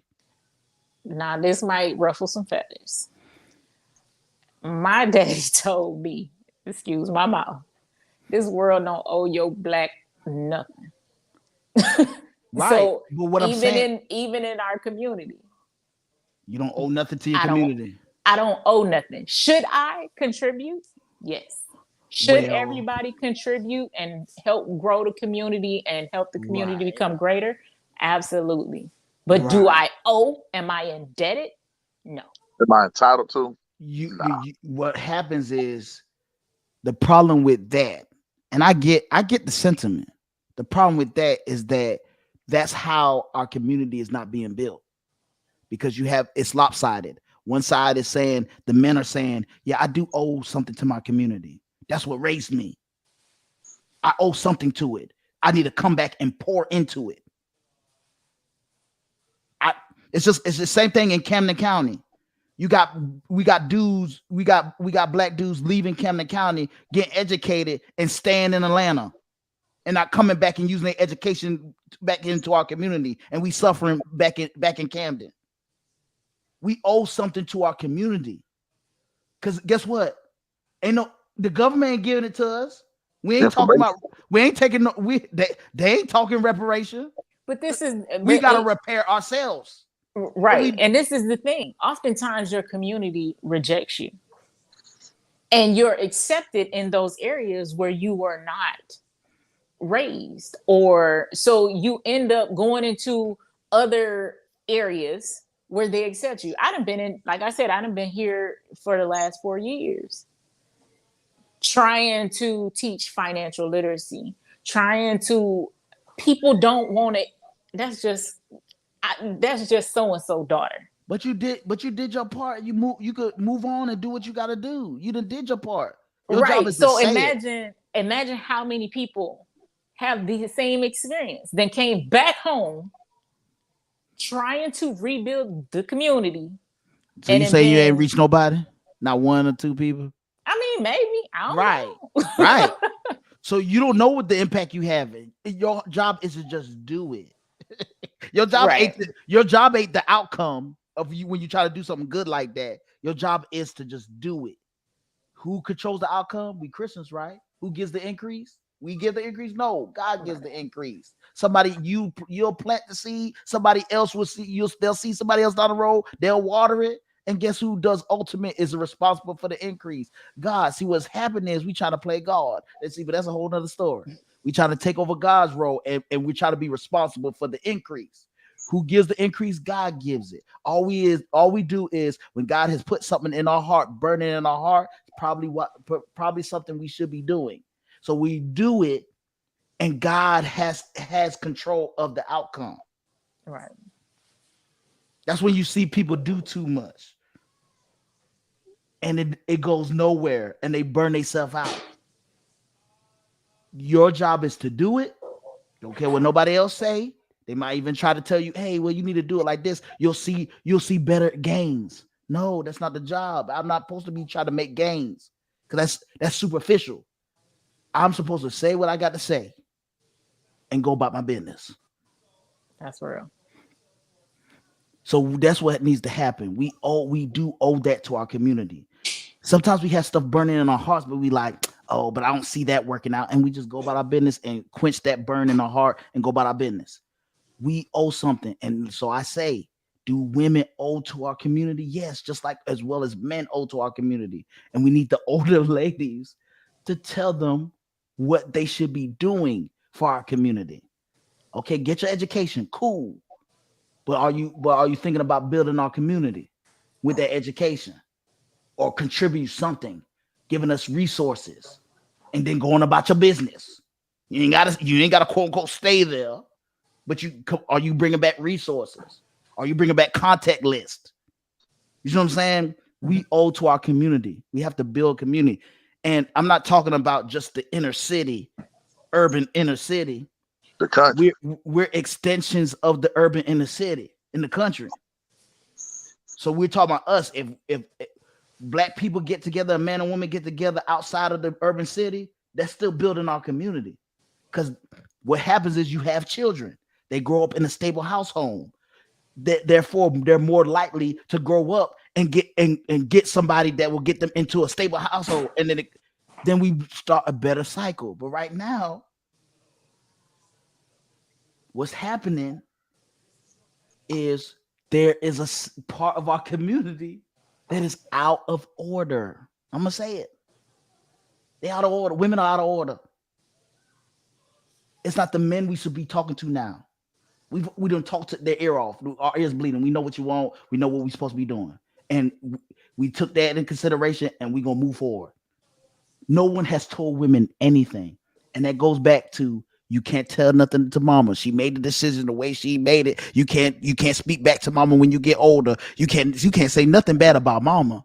No, mama's human.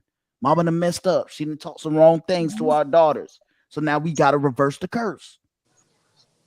It's the ladies supposed to tell the ladies to reverse the curse. We growing up our women wrong.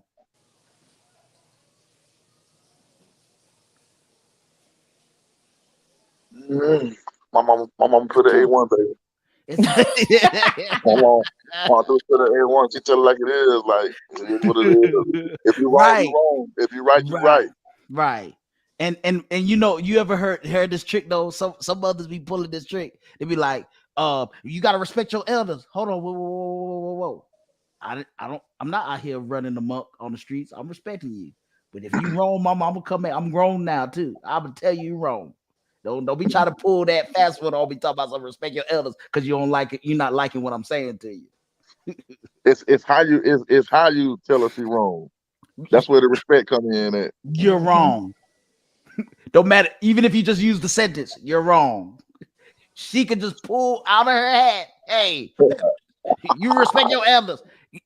We know it's a defense mechanism because it's foreign. You're not supposed to you could tell your daddies they wrong all day long. Oh, he ain't no good. You can't tell mama she ain't no good.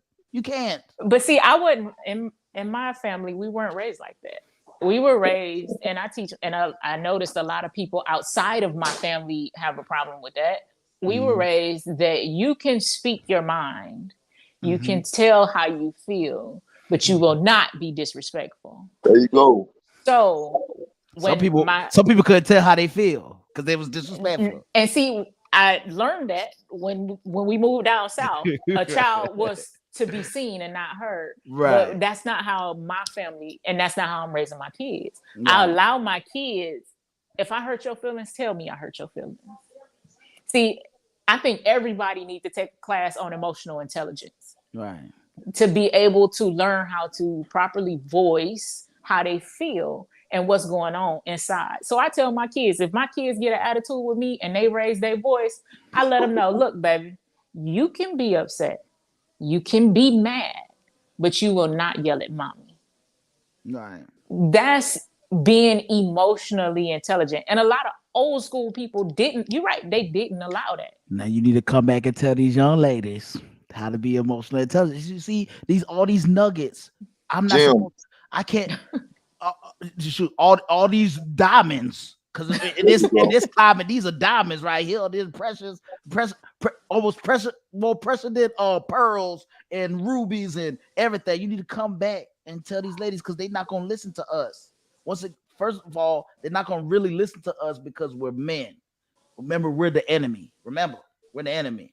So it's like the enemy I trying don't to tell think women looking at y'all like the enemy now. Come on now. They're not gonna listen to me because they say I be bashing them. So I know right. They just said I'd have been bashing women. They done call me a bougie Kevin Samuels. I said, what are you talking about? First of all, I'm married. So what are you talking about? I told him that's my uncle, man. Like he didn't just get on women. He got on men too. He made everybody. He made everybody. He got on men worse. You got to be. But see, it's all in your presentation too. It's all in your presentation. See, I'm tired about that. I'm tired of that. I'm very tired of that. But did you see how the women? Did you see how the women was coming? Hold on. But this is the thing with Cat. This is the thing with him, and I'm saying for him. I didn't fool up with him. I didn't listen to him because his presentation was off. No, it's because I'm not gonna let anybody talk down to me. You're not going to talk to me like I'm less than. Is that what did you hear how they was coming? And what is that what he was doing? Are they wrong for their desires? Is that yes? No, because delusional for those desires. Right. They're wrong. It's misplaced desires. Yes. If I desire to have a millionaire husband, that's my desire. Now, is it reality that I'm gonna marry a millionaire? Maybe not. But that's what he was telling them, though. Yeah, but how? But listen, you can't be like you were 4. I didn't ask you what I look like. Hold on. He asked them what they would grade themselves, and he said you can't use 7. Most of them said 8. He was like, "Come on now, you really are like a 5." And look, that was his personal opinion. Remember, it's about self-love. I love me. So in my no, but I love me, and in my reality, I'm a 10. Every imperfection, every wrong. They said they wanted millionaire men. They wanted people making 6 figures or more. He said, I talk to these people on a daily basis, and I'm gonna tell you what they want. And what was happening is he was bursting people bubbles. The problem is he was giving to them straight and telling them, hey, this is what they want. Take it or leave it. And they was like, oh no. It was a self-destruct mode. They were on self-destruct mode, and they would come at him like they crazy, and he would just match their energy. The problem is this. What has happened to the dating market is that most women think they're close to a 10 when they're not close to a 10. Baby, I think I'm a 10. Now, in You- everybody right. else's mind. Right. I But don't know. but the problem is this, and it's fine. You can think you're to yourself you're a 10, but to other people that you're trying to attract, you might not be a 10. But if you think you're a 10, you think you're supposed to get 10 outcomes. And you're like, whoa. But see, I also believe in the law of attraction. If I'm a 10 and I carry myself as a 10, who am I going to attract? Because in the same respect, like Kevin, I done been around plenty of millionaires. I lived in Hawaii for 9 years. Mm-hmm. I know plenty of them. Okay. And what they do versus what the thousandaires that I know do, totally different worlds. Right. Now, I'm not a millionaire. Okay. But my personality, who I am as a person, they love being around me. I attract that type of person, those type of people. I don't have that kind of money in my pocket. Right. And I get that. But the issue is that we do not measure what kind of men that you can attract. Is what kind of men you can keep. What kind of men go down on one knee and put a ring on the finger. Right, you're right. But when anybody will smash. I'm sorry. We would smash chickens. We would smash chickens. So right. if you and a chicken that ain't on the scale, it's off the scale. This is what I'm saying. It's a zero. So the way a woman, and we said this earlier, the way a woman carries herself is everything. Can help her outcomes. But it doesn't mean that can help her outcomes. Doesn't mean that it's going to make the outcome. It can help her outcomes, but it don't mean that she is promised that outcome. It can help her. Correct. There's no promise in nothing. Right.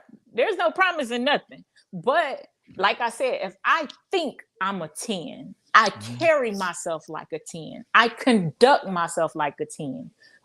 Based off my standards, off of what I feel self-love on myself, I'm going to attract that. So that means I'm not about to get an 8. No, I'm not about to get a thug who an 8. I'm not. I might attract an 8. Well, but you're a 10, so you only going to do a 10 or better. No, I'm not saying that. But that's what they saying. That's what's happening. If I attract an 8, my requirement. See, and that's another thing. I may attract whatever, but I'm going to require you to be better. I'm going to require, and see, that's the difference between a woman and a little girl. But see, the problem is this. This is it. I met my husband, right? When I met my husband, he made a little less than me. Mm-hmm. Now, my husband will tell you to this day, I don't settle for nothing. Mm-hmm. You want to make chief? I'm going to push you till you make it. You want to own a business? I'm going to push you till you get that business. I'm not settling. You're with me. We're not settling. But what if he did want a business? If he don't want it, he don't want it. I can't make you have it. But whatever it is that you want, my job as your woman and as your wife is to hold you to that and push you to that. But see, that's the problem. And that's why Kevin Samuels was saying what he was saying. Women are saying, well, if he ain't this level, I'm going to level him up. But what if he don't want to be that level? What if he's good at a 7.5? Why are you trying to make him a 10? Why you trying to make him? What if he wants to make 60 to 75,000 a year, and he loves his job? If that's where he's comfortable with, but women are not saying that. Women are saying, well, he ain't gonna stay there. I'm gonna make him. This is Nah, what's happening. that's not reality. And right. And so what he was doing was bursting people's delusional bubbles. And that's why they were mad at him. He wasn't doing anything wrong. Nothing. He was doing a lot wrong. He was No, he doing way wasn't. too much. Yes, he was. Did you watch a whole I couldn't. video? I Right. couldn't. So how you judging No, and I'm gonna tell what you he was why. doing? Because I can't sit and watch a black man tear down somebody. See, he didn't. That's not what he was doing. See, he was And a lot of the women that were calling in had self-esteem issues. And even I can discern that and not watch the entire video. But that was the issue, though. That's what he was telling them, though. Right. So but that's the issue, though. He was saying therapy. He was pushing therapy because the issue is this. You've been out of the data market for a long time, right? This is how the data market is today. It's a whole different world. It's got a whole lot of piss in that pool. Right. That's what I'm saying. It ain't the same like it was 10, 15 years ago. This new pool, boy, and it got a lot of stuff. It's like this deep. Right. No, I'm just going ahead and stay on over here. but see, that's the issue. And he was champion, like he was saying, hey, you married, don't leave your husband, don't leave your wife, stay out of the dating pool because it ain't nothing out here. Okay. And he told so you're gonna end up being somebody's baby mama. Right. He was trying to help somebody. But see, the problem isn't Kevin Samuels. The problem was women not doing what Kevin Samuels was doing. That was the problem. It took a man to speak to a woman instead of our women speaking to women. Men are supposed to speak to men. Women are supposed to speak to women. But what's happened is because women are afraid of the backlash, because women are vicious. Let's be honest. Y'all a little vicious with it. They're afraid of the backlash. So it takes a man sometimes to say, hey, let me step out there, put my neck out there. And y'all was ready to chop off that man's neck. So he put out there. Nobody gave him any guidance. There was no guidance. He was building it as he was flying because nobody ever challenged it in this kind of way. There were already people in that they call it the manosphere. They already had people in the manosphere, but they weren't doing it like Kevin was doing it. He was being more direct and saying, hey, I don't care if the backlash. These women need to know. I don't care if they're going to say they hate me. They need to know it's a dire situation. They need to know. And so that's what was happening. Kevin Samuels wasn't trying to destroy nobody's life. He wasn't trying to hurt anybody's quote unquote feelings. What he was trying to do was help somebody that may listen and eat the meat and spit out the bones. We know how to eat chicken, right? But women were acting like they don't know how to eat chicken. They were trying to eat the whole bone and the meat and everything like that and try to chew it. And then that's why they teeth was all broken up. They were all broken up trying to eat all that. They should have just eat the meat and spit out the bones. And so, but it takes a woman to navigate the mind of a woman to tell her and show her how to do that, how to eat the meat and spit out the bones. Men can't tell women. We got two different thought processes. So men were seeing. Y'all hear me? Yeah, men were seeing Kevin Samuels as this. He's saying what we been wanting to say, but we couldn't say. Women were seeing, how dare you say this? Oh, you just went bashing Kevin Samuels. And so Kevin Samuels defended himself like any sane man would do. You get a barrage of women bashing you, you're going to defend yourself. And that's what they didn't like about Kevin Samuels, because he would say what men were wanting to say. And they were like, y'all men don't feel like this, because what was happening is for a long time, women were telling us what men are. Women were telling men what we are. And so when Kevin Samuels say, no, ladies, we're not like that. We're like this. How dare you? He was bursting bubbles. And one thing you don't do with a woman, you don't burst her bubbles without protection. Because boy, she coming. And she coming for blood. That's why we have that saying, ain't ain't no vengeance like a woman scorn. And so that's what was happening. I mean, he was what he was, and he paved the way for a lot of people to talk about the serious situation. He was really trying to get people together at the end of the day. That's what Yeah, he was trying to do. they weren't trying to hear it though. Right. She must have to reconnect. She already, yeah, bro. Like it's crazy because I think I think that if if if he didn't do what he did, people wouldn't be talking about this. We wouldn't have a direction to go. We would just been sitting thinking about it, but never say it. She said she lost connection. Reconnect. Yeah. And so, like, I mean, for the most part, what he was really trying to get us black people together. And he was trying to get women to be more realistic so they will match up with people. Because what was happening is women were overvaluing themselves to what the market is saying that their value was.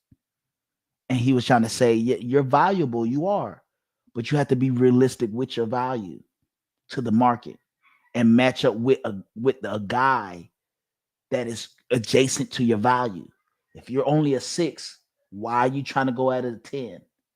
Why you think you're going at a 10? Because you think that you're a 10. Let me let her back in.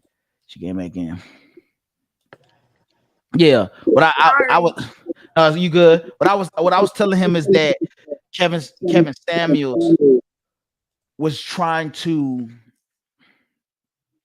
get us together, especially black men and women. He was trying to give women realistic expectations and then say we need to get a guy that's adjacent. Can you hear me? Hold on. You're on mute. Unmute your mic.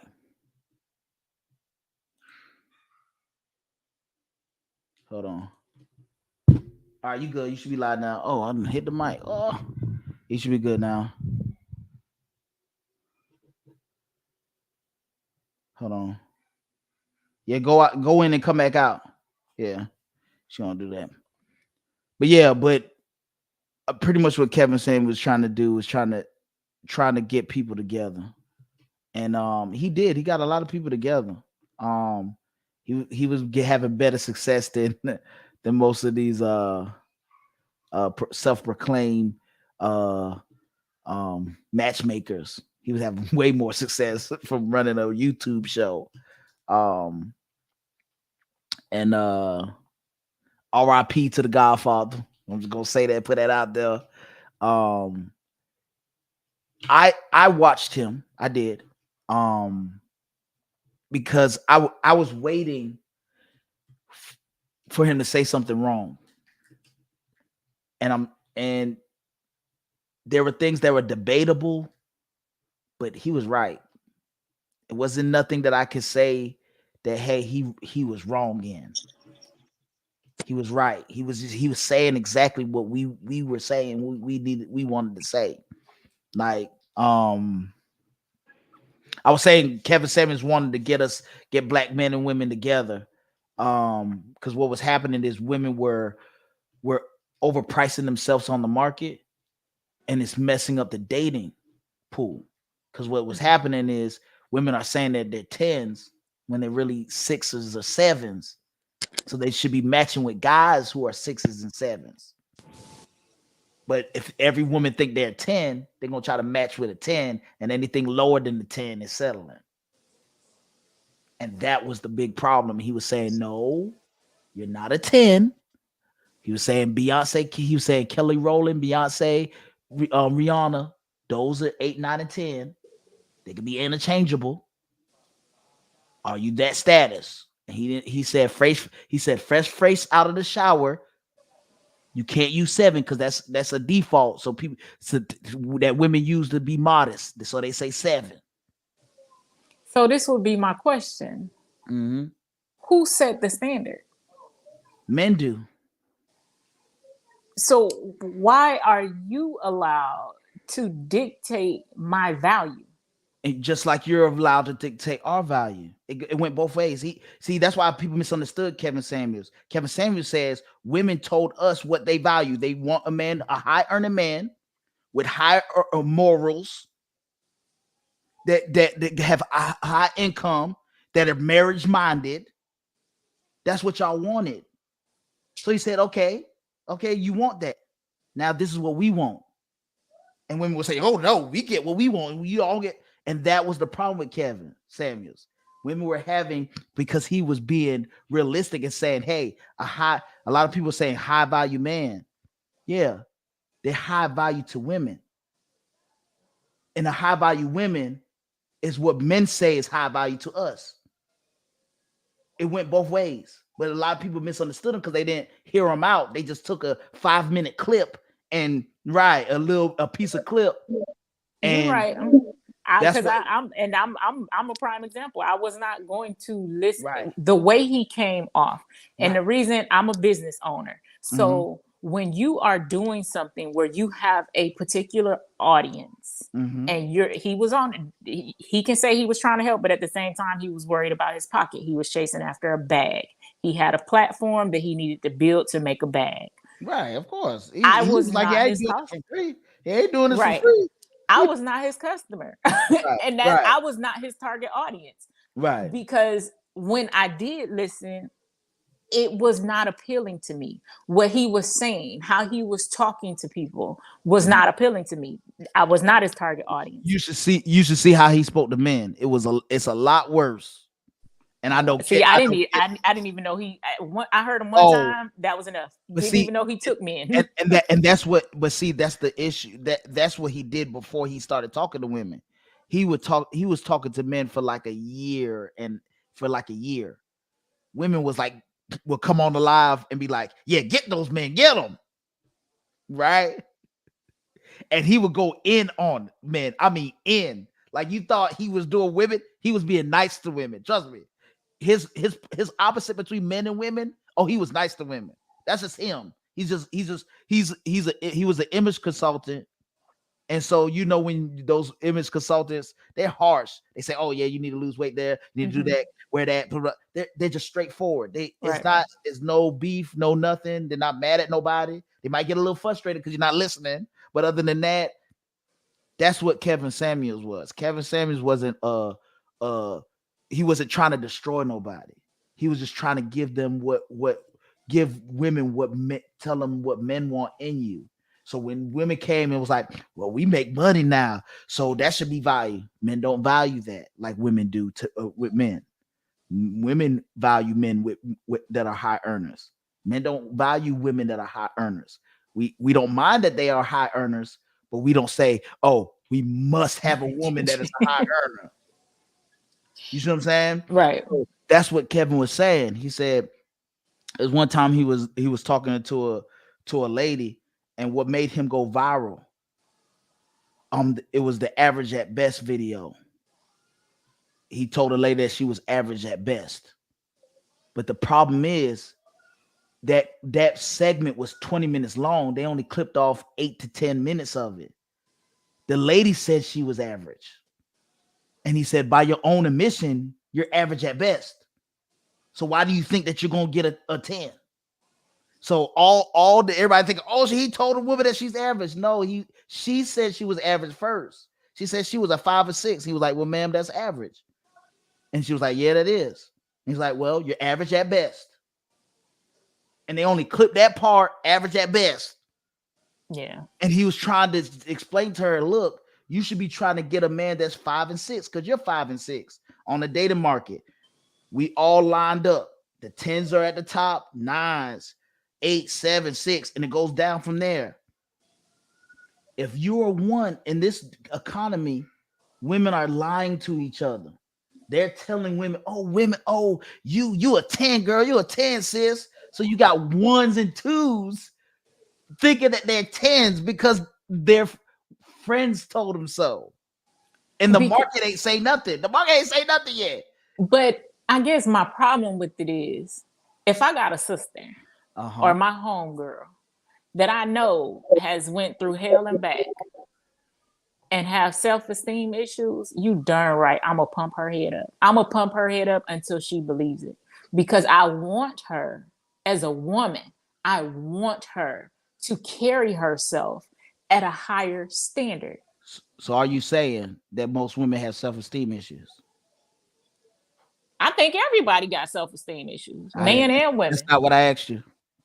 I think That's not what I asked you. I don't want to say all women have self-esteem issues. I don't want to say that, because I don't know every woman. So what the dating market, because the women that necessarily don't have the problem, they already off the dating market, they marry, whatever.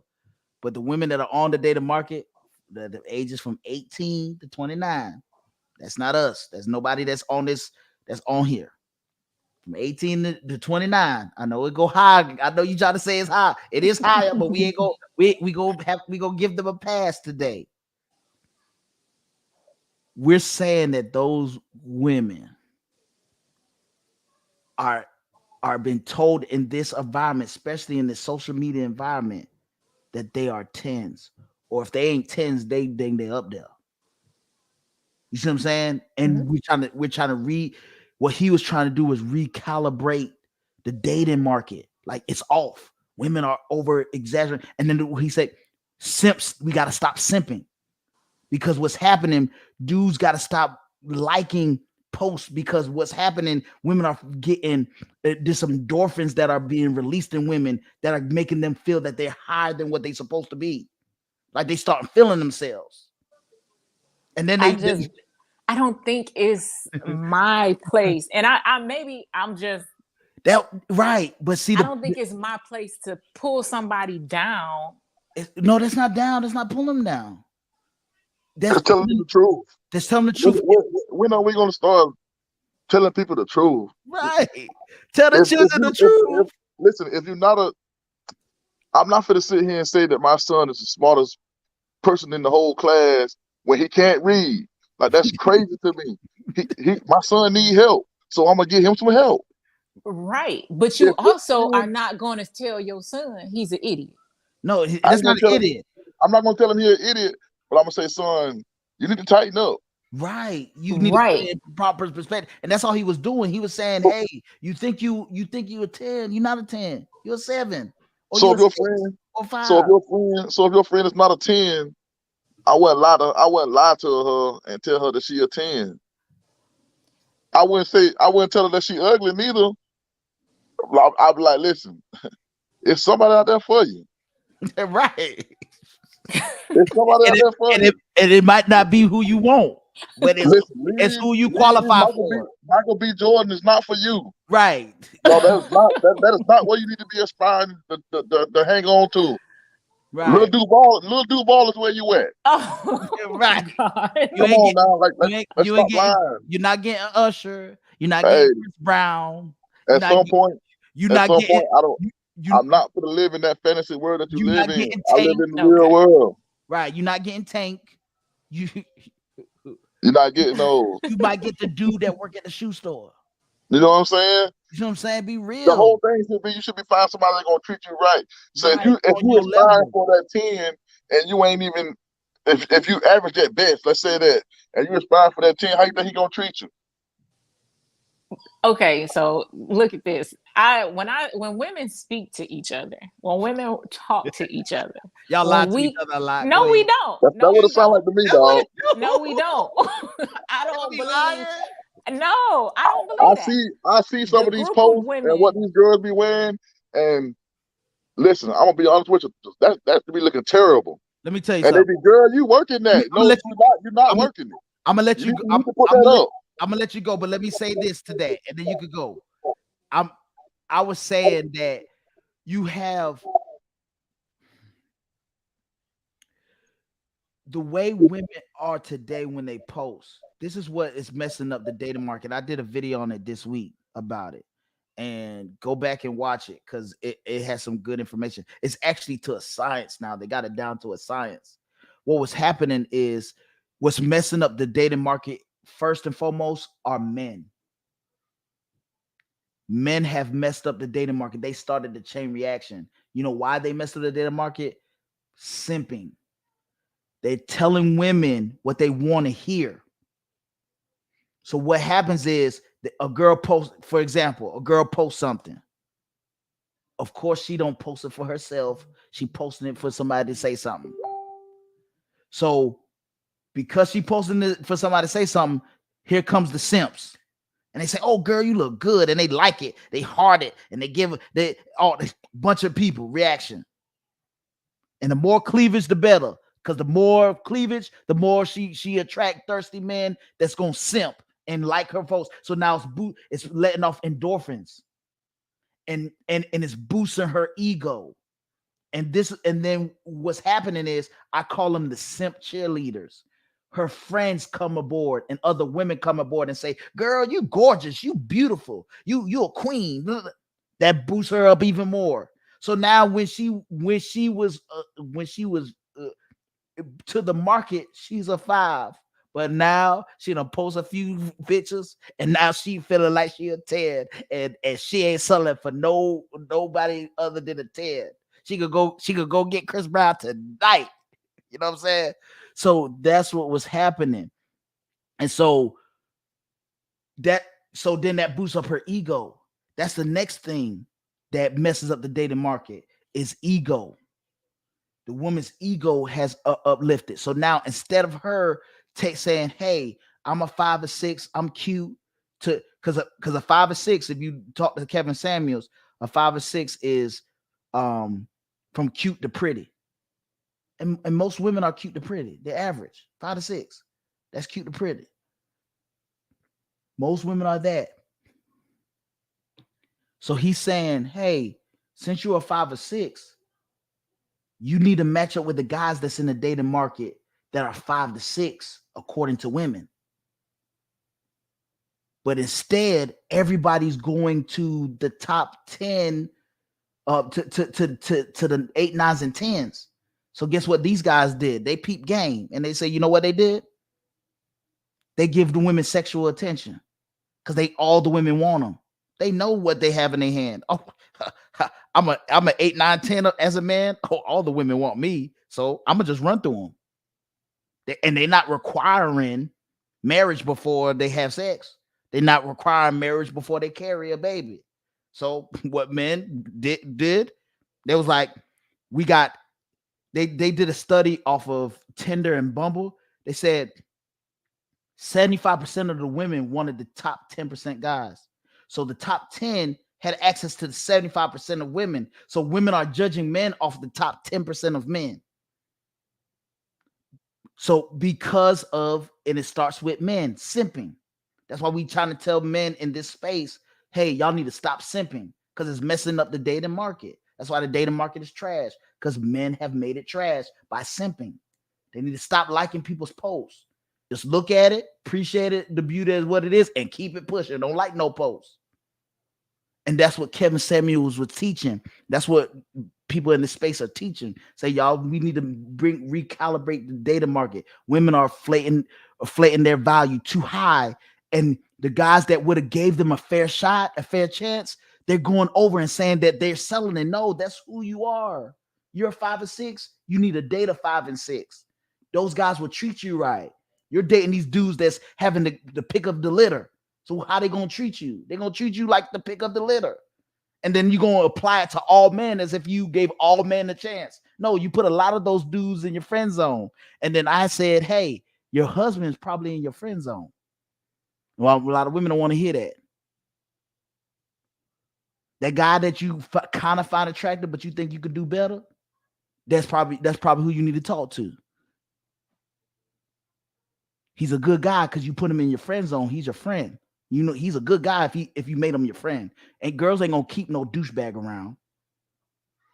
So if he's in your friend zone, That's who you should be talking to. But instead, some women think they could do better. So they say, let me leave this dude in the friend zone. I pray to God he stay, because he gonna be my fallback escape plan. If this me trying to hit for the reach for the stars, he gonna be my cloud. You see what I'm saying?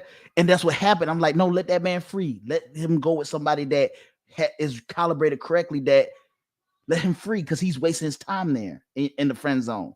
Tell him, hey, you ain't got no child. You you you don't have no chance in hell. Tell him whatever you got to tell him to get him out your friend zone, because at this point you're using him. Because when you need to talk to a man, guess who you calling? The dudes in your friend zone. When you need male validation, guess who you talking to? The dudes in your friend zone. They pretty much partly your husband, but you just ain't giving them time of day. You doing everything that a husband should be doing with them, but you think you could do better than them because of simping. And simping leads to inflated egos. Inflated egos it equates to thinking that you're a higher value than what you actually are. And that's what Kevin Samuels tried to do. He was trying to recalibrate and say, women, know you beautiful, you're cute to pretty, you're 5 and 6s. Everybody's not 8, 9, and 10. Because if you were 8, 9, and 10, you'll get 8, 9, and 10 outcomes. Those women get married and get snatched up like this. Are you getting snatched up like this? So then you must not be an 8, 9, and 10. Because dudes take those off the market quickly. Those are prized. That's why in high school, even dudes knew that back then. The prettiest girl, they took them off the market quickly and have them for 3, 4, 5 years. Even though they fuss and fight and go through it, they try to stay with them 3, 4, 5 years until they get out of high school. Hopefully they'll get married, but realize that's ain't the do for them, and then it don't work out. That's what's happening. We need to recalibrate it. Tell women, hey, tell women the truth. Everybody ain't at 8, 9, and 10. Some of y'all 1, 2, 3, 4, 5, 6s. Now, you should match up with 1, 2, 3, 4, 5, 6 men. Some of these women, they have one outcomes. Like they value that one. And it's sad. They made a lot of mistakes in their life.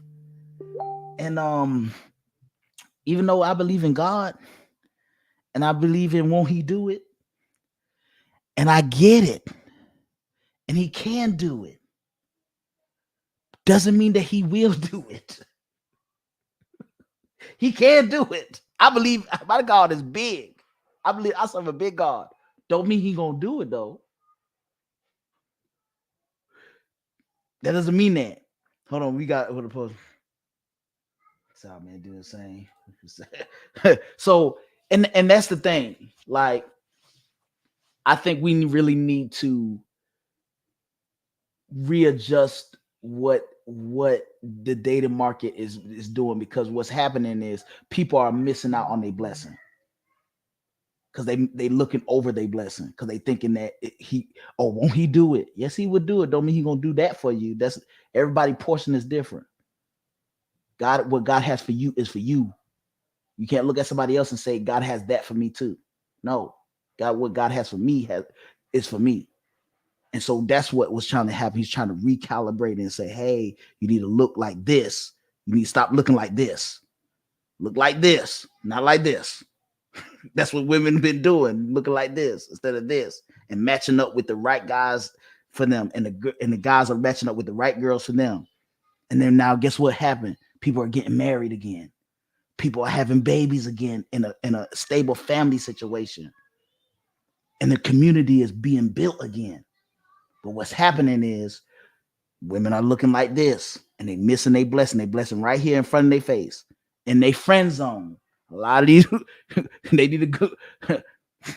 They need to go in their friend zone. A lot of these women, their husband is in their friend zone, but they think they too good for them, and that's the problem. I guess is when we rate people from a 1 to 10. It's about where you place value, because I can be as fine as you want me to be, but if I have nothing to offer outside of my looks, then am I actually a 10? No. Right? No. So when like she question, are men chasing women who are above their value? They may look like a 2 in the looks, but may actually be a 10 in Yeah, but all the other moral fields. and business and running a household. Right, because So women value men with that are high earners. That's what women value. So that when a man is a high earner, hey, you can look at it. You got some ugly dudes that got a lot of money and they got all the pretty ladies. You see, because they value a woman could, if I don't care if the woman is is but ugly, she could be a man that ain't nobody touching her. I'm sorry. They might not even be in her DMs.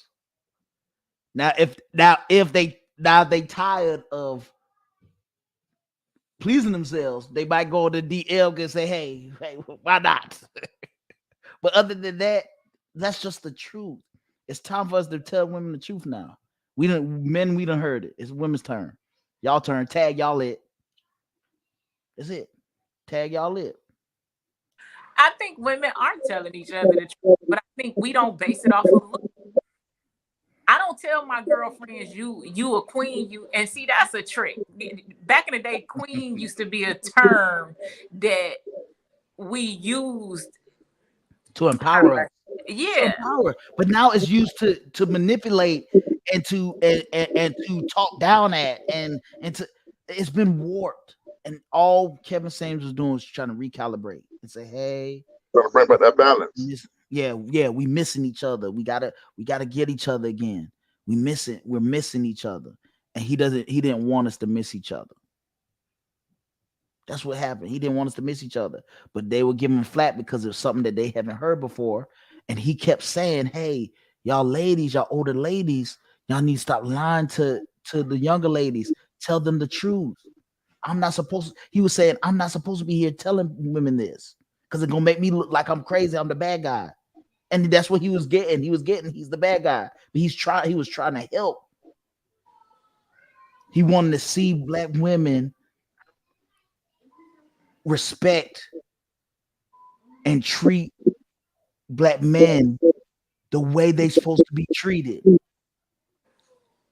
for who they are. Even if they're not the high earner that you dreamed about, are you going to give them the same respect as if they were? That's what he was talking about. He was giving people a reality check. And listen, you better check yourself before you wreck yourself. If you wreck yourself, you better before you wreck yourself, you better check yourself. That's one thing people they can't take is reality checks. It says, should men who make under 6 figures stop chasing women who make over 6 figures? Huh? I don't get that because I don't. Well, the problem is, I get what you're saying, but the problem is, I think women that make over 6 figures might have to get a man that doesn't make 6 figures, and that wouldn't be settling. You know why I wouldn't be settling? Because we don't care about the 6 figures in that kind of way, as women do about 6 figures. I care about the 6 figures, dog. Oh, you gold digger. I ain't say, hey, I say you a gold digger, but you ain't messing with the broke. I'm not a gold digger, but my whole thing is I hate begging. Like that's like but that's see, the what if thing. she don't say? What if she got that attitude? Like the women have an attitude now about, oh, this is my money. You supposed to take care of it. Listen. You can't touch none of this. I think I'm a different type of person because your money is your money, and my money is definitely my money. Like I get that. Like I get it. I'm cool with that.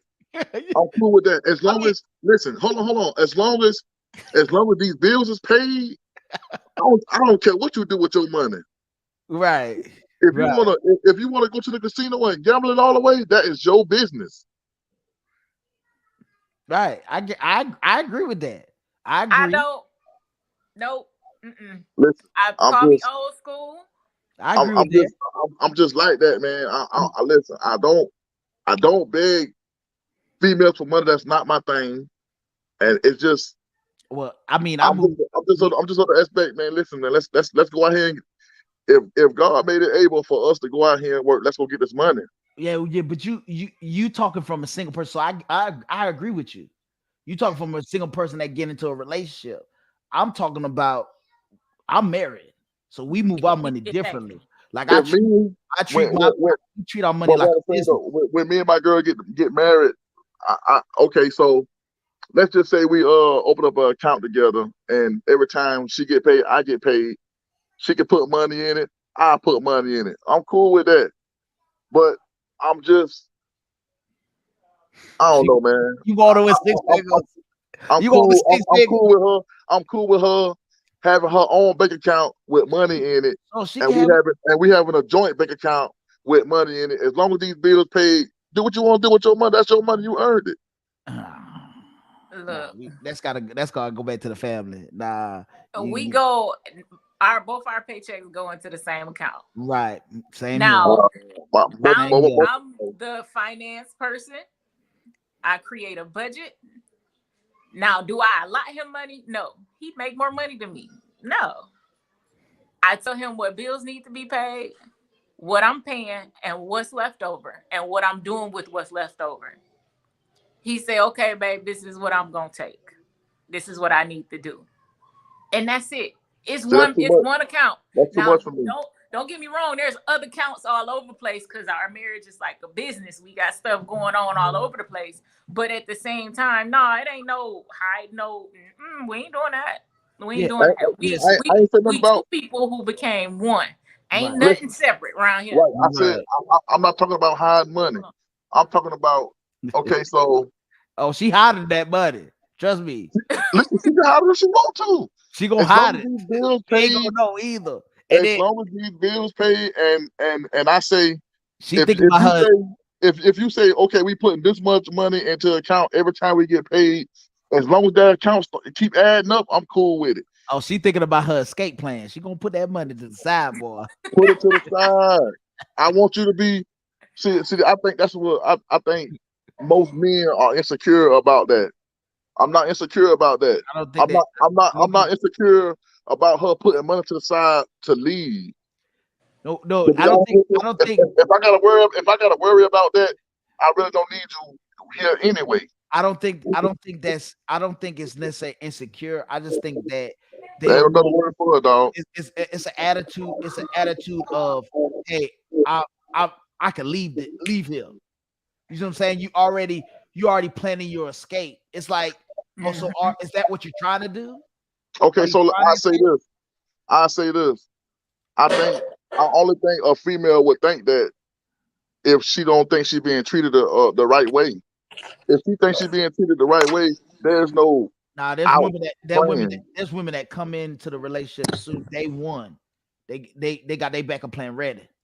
That's why Well, they and that's a lot of those them, women are insecure women. and that's why a lot of women have friend zone dudes.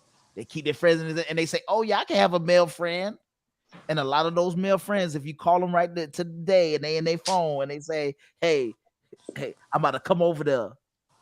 A lot of the male fools will be like, oh, come on. Those friends are there. Those male, even some male friends are there just in case things don't work out. But see, that's the thing, and that, I think that's a interpretation of marriage. What is marriage about? Because when I got married, it wasn't no single friends. Now, a lot of people won't Right. agree with that, but there were no hidden friends. We're married. Right. Everybody you know, I should know. If you got female friends who don't want to know me as your wife, they're a problem. They're a Right. problem. That's a problem. If I got male friends that don't want to know my husband, they're a That's a problem. problem. There should be no outside friends who that's not about marriage. That's interrupting the flow that's in the marriage. No, we're not doing that.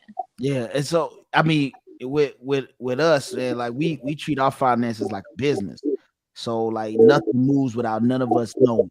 Like, we Right. know what moves, we know what going here, what's going here, and why is it going here. Like, we know our relationship. We we treat that like a regular relationship, but when it comes to this money, oh, it's a business. Like the business of the Anderson family. This is how much we make. They ain't no, oh, it's this much money, and then this money stashed off because this person want to keep this, and nah, all this money we gonna put it together and we gonna build a business. So Okay, so I think my whole problem is the word stashing. Why has it got to be like a stashing? because that's Like, what because if my money, if my money hit my account, right? right, If my money hit my account and I got to do my bank. Well, okay, so my money hit this account. So this much money go to this account, and then the rest of this money go toward paying the bills, right? right. What I got in my account is what I got in my account. I'm not trying to stash away money to hide it from her, or I might want to trick off, or I plan on leaving her one day. No, Right. I just like to have my own money. No, but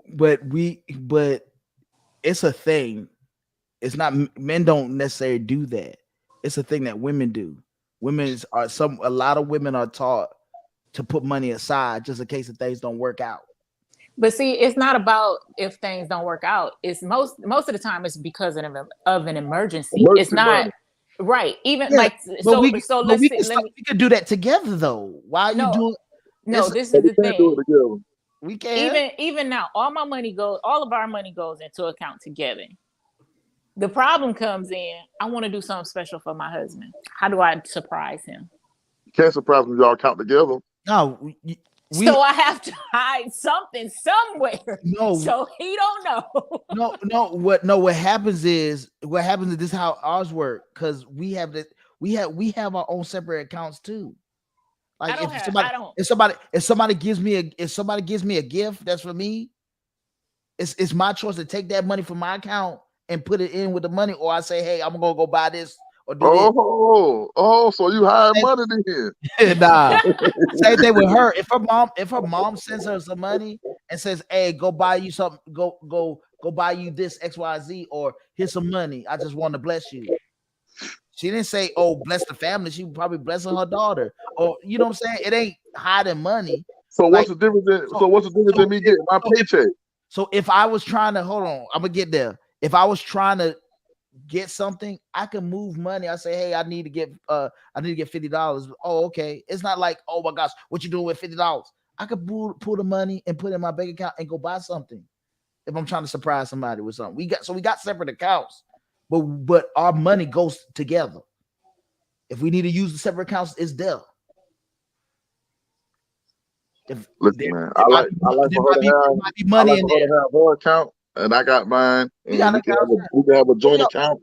Yeah, we got joint accounts, we got separate accounts, we got all that. And see, that's the thing. You have to find out, when you enter into a relationship with somebody and into a marriage, a partnership, you have to figure out and decide what works best for your house.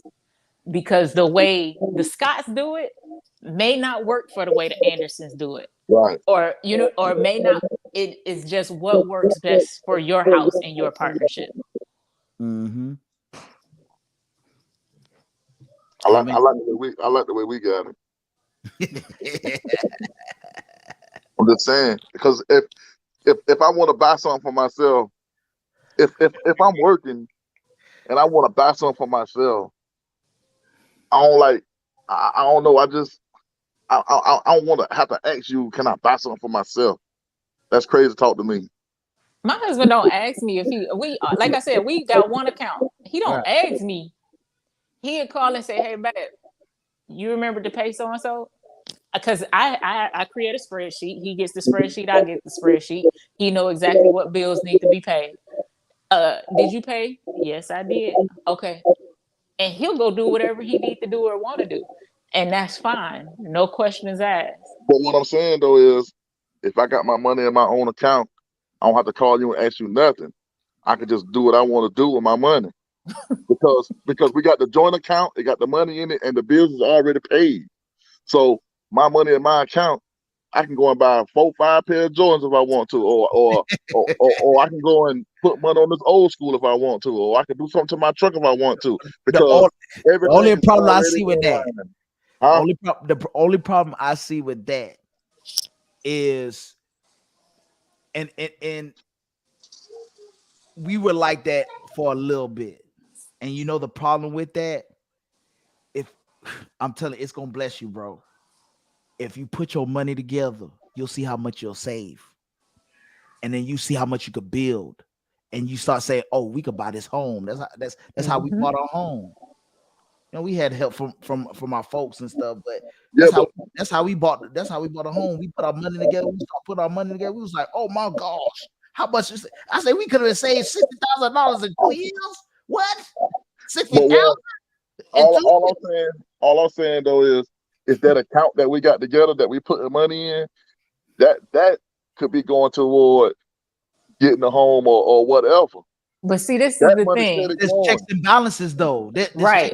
There's And checks then and balances. If my account is my account, so money steady coming into that account. But So look, my money steady piling, her money steady piling. So but if we check want to do this. something, but if you buy 5 pairs of J's, it ain't pallet, bro. Hold on, check this out. Let me bring something to your attention. Do y'all have kids?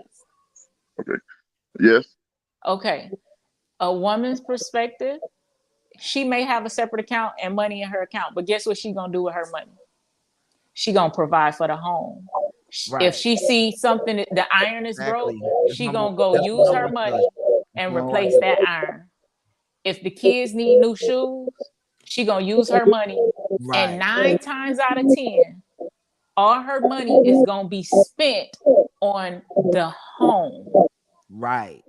That's what my That's but, wife just how does. women but think. my money be spent on the home and buying shoes too.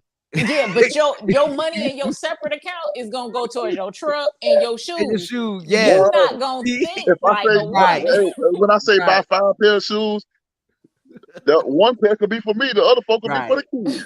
Right. But see, that's the issue. That's the issue. And what you said was right, because what was happening is because we had separate accounts and money was going to set. That's what she was doing. My wife was buying things for the house and say, "Hey, you're not helping me, with your little stash, buy stuff for the house." And then I'm like, "Well, you got to tell me exactly how much you need. I'll send it to you. I got no problem." But she didn't want to bug me. She didn't want to act, Right. and I get it. So we put it together, and then there's certain things, it's checks, we're checking and balancing each other. Like, we're not just spending money frivolously, Mhm. because there's a check. She's holding me accountable with what I'm spending, and I'm holding her accountable for what she's spending. And the amount of money that you can save like that, bro, I'm telling you, it was life changing. And I said, we could save how much in 2 years? $60,000. What? Look, 2 years? me and my husband did the same thing, and we found we get paid every week. He's on the 1st and 15th. I'm on the opposite week of him. We found, after paying the bills and getting everything we wanted, going out to eat, we budget for everything: vacation, food, out to dinner, everything. We were saving one whole paycheck, and we make more than just we make more than an Average average people. 30-year-old family. Right. We were saving one whole paycheck. That's one free paycheck a month by us coming together and, like Pete said, doing checks and balances and saying, okay, this is our goal for this month. Life This changing. is what we gonna do. It We was was life like, changing. babe, where all that money come from? Right. It was life changing, bro. I'm telling you. And When I I say used to do it just like, bro. I'm telling you, I used to do it. We used to do it just like that. And I kept here I said, we're gonna put our money together. And then I started adding it up, because I'm the money guy. I started adding up. I said, "Oh, what? We could save this much in 2 years? Or I wish we did this 7 years ago. Boy, Right. we would have like 5 houses by now. 5. so Like, so if we wanted to. so I get paid every week, and when I work on the road, what I'm saying, I make the money is ridiculous. Just say it like that, right? Mhm. I know how to save. So I mean, I don't know, man. It's just better. It just better. Like Listen, it's just better my way. You know what I life, mean? listen, life changes, bro. I'm telling you, life changes. Hey, try it for 6 months. Try it for 3 months. Try for 4 months. I'm telling you, it's life changing. You can go back later if you want. If you don't like it, go back later. I'm I'm telling gonna you, tell you bro. right now. I probably ain't gonna like it. It's life change. Cause you won't see money in your hands is what it is, and you You know want to what I'm saying? spend it Like on the I ready. like the, I like the. Okay, so every time I get paid, I like to treat myself well. Put it like that. When I'm on the road, when I'm on the road. So at first, when I'm home working the little job, it is what it is. But when I'm on the road working, because I work hard when I'm on the road, I like to treat myself. And I don't know, man. I like to see my money. I like to see them checks coming every week, and them checks piling up. And I'm like, I go to smile. I'm like, ooh, I'm killing them. You feel me? You see what I'm saying? Like I can't do that if all our money together. Like it's like If you see all the money together and you I see don't know what all I of don't know it what part is at mine. once, then you're gonna say all of it is yours. All of it is yours. So you're No, gonna be like, oh it's my not all God. mine. I like what I work for. Oh Lord. you need to come sit with us for a minute. Yeah, just try it. Like I'll tell you, like three. It's life change, bro. I'll tell you, we used to do it just like you saying to do it. And the way you I thinking, don't bro, not I was believe thinking the you. same way, bro. I was thinking the same way. I was like, oh yes. I was like, oh yeah, I'm stacking my bread over here. But then what happens is she was spending money for the house. And so because she was spending money for the house, she was like, hey, well, I need some money. I was like, well, how much you need? Well, I need this much. And then so I kept so that money started dwindling down. But when she's spending for the house, she's even because there's checks and balances, she's saying, okay, we need this, we can wait, and then we can get this instead. It's more cost effective because she knows that I'm seeing everything leaving and coming and see what it's going to, and then she's seeing everything I'm doing leaving and coming is going to. So I'm being more sparingly, and we reckon up dough. But like I said, with me working on the road, I literally like can pay all the bills with one check. So I got three free checks. I don't want to just I might drop one in the joint account, but them other two, them joints staying with me. But see, and that's the thing, like yeah, all the bills paid, but those little things around the house, when you ain't there, that's coming out of her money. Yes, but So see most of the you ain't let me time, finish though. You ain't let but me finish. I'm not saying just you, but most of the time, what happens is women in situations like that, women end up living less than, so to speak, or without, and the man end up living like balling and not even be knowing that that's how Right. they woman is living, and that ends up severing the relationship or causing issues in the relationship. So all my kids got cash out, right? So when I get paid, I try to shoot everybody a little change. Boom, get out my Mhm. face. Then I always shoot my girl some money when I get paid. So the little things that she need around the house, she don't have to worry about her money. Just I get it, bro. Bro, I trust me. get it. I used to do it. We used to do it. I get it. And I said, bro, listen. I said if I would have did this 7 years ago, I could have bought 5 houses if I wanted to, with no help. I don't I don't need disagree nobody with you. help. Telling you, I'm telling you, it checks and balances is there for a reason, bro. I am the checks and balances. I am the checks and balances. Hey, let's do one last question because this is the last question actually, and then we can get up out of here.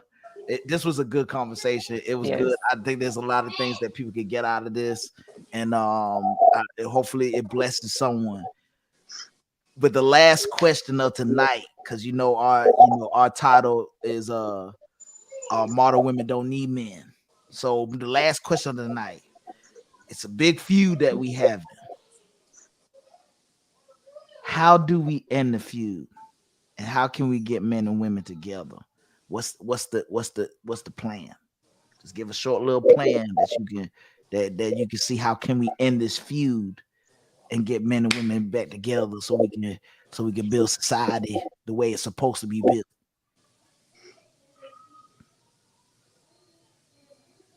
And build our community. This is community building. Can we? I believe we can. I mean, Eve shouldn't have ate that fruit. We would have been all right. We ain't gonna go there. I'll mess with you. I'll mess with you on that one. I believe we can. I believe it's approaching each other with understanding and empathy. Empathy goes a very long way. A very long way. Kimberly Gladden Eversley says, acknowledging the importance of the nuclear family. That's it right there. Yeah. We need to teach that. What do we owe our community? The nuclear family. It's about family. What is life about? Life is about the nuclear family. Why do we do this? What about the men and women that don't want the quote unquote family though? Yeah, I mean, but it's not. It's okay that they don't want it, but it's not because we didn't teach it. You see what I'm saying? We teach it, and we say that it's important, but you know, we got some rebellious kids that are adult. They just don't do it. They go by their business and do what they want. But we do have to teach. I think that sums up everything. Thanks, yeah, Kim. I think that's true. I think showing the importance of the family and a strong family will solve a lot in our community. In all communities, really. Uh-oh. I agree with that. It's like I don't know. People don't want to. Another thing, people don't want to stay together no more though. They'd rather give up. Yeah, yeah. I put a post. I put a post the other day. I say, you know, people don't have backbone like they used to. They don't. Like, they don't have a backbone for the long-term relationship. But they say, we is not our grandmas. We ain't gonna. We not gonna let y'all mistreat us and beat on us as if all men are beating up on women and we just drag them down the street. So every time you pick out the house, some man is dragging a woman down the street. Come on, man. Come on, that's not happening. I do believe you shouldn't just sit around and be mistreated. Right. No. I get it, but relationships are hard. They're not easy. Oh, you're right. You know, but they think it should be easy. They think it should be easy. So any sign of resistance, they out of there. They ain't got no backbone for it. And then they'll say anything that's worth having is worth fighting for, but then you'll give up. Right. I don't get that. You can. How long you gonna fight? Because if you keep doing the same thing over and over again. But that's not what I'm saying though. I'm not saying to get verbally or physically abused. I'm talking about sometimes a man or a woman can get caught up in their job. You know what I'm saying? They can get caught up in the kids and they can neglect one another. Sometimes you gotta work, you know what I'm saying, a little bit harder to stay. I don't want to say relevant because that's a crazy word, but just to stay, you know, in each other's faces, so to speak. You're right, but okay. So when I say, for instance, my husband never physically abused me or verbally abused me or mentally abused me for that matter. Sometimes me and him both were dual military. We were those career-minded people, and we often neglected one another. Right. So understanding we went through a lot of trauma in order to learn what it took to show each other love, or but what people made don't have that patience. That's what we're saying. They got to get past that hump. People are not having the backbone to even get to that spot. Within the first 3 to 4 years of marriage is when people get a divorce, and sometimes it takes that 5, 6, 7 until you actually gel together. Until you actually start working like an oil machine. Some people take 10, but they done gave up year 3, 4. It's not saying that the person was bad. It's just that they were trying to learn each other and things weren't clicking. See, I don't believe it take that long. If Sometimes you know, it could. Everybody's journey different. Everybody's journey ain't the same. Everybody you're ain't right. the You're Scots. right. You're Everybody right. ain't the Scots. But Listen. right. I used to tell my people this. I say everybody ain't Brandy and Kevin, and we had that love since high school, and then Yeah. get married and be with it for 20 years. Right. You see what I'm saying? Everybody's journey different. So some people it's gonna take 4 years, 5 years, but we don't got the backbone to wait to see how long it's gonna take. Oh, I'm just gonna be happy. And so everybody fighting and reaching for their happiness. But guess what? Our family, we're losing our families in the process. We reaching for our own happiness. But what about the children's happiness? We reaching for our happiness. But what about the community? Peace in the community. You see what I'm saying? You're right. But if the mother or the dad ain't happy, are the children really happy? How many women have stayed in relationships because of their kids and ended up? But the problem is this: is it about we? It's not about happiness. It's not. It's about duty. It's about duty.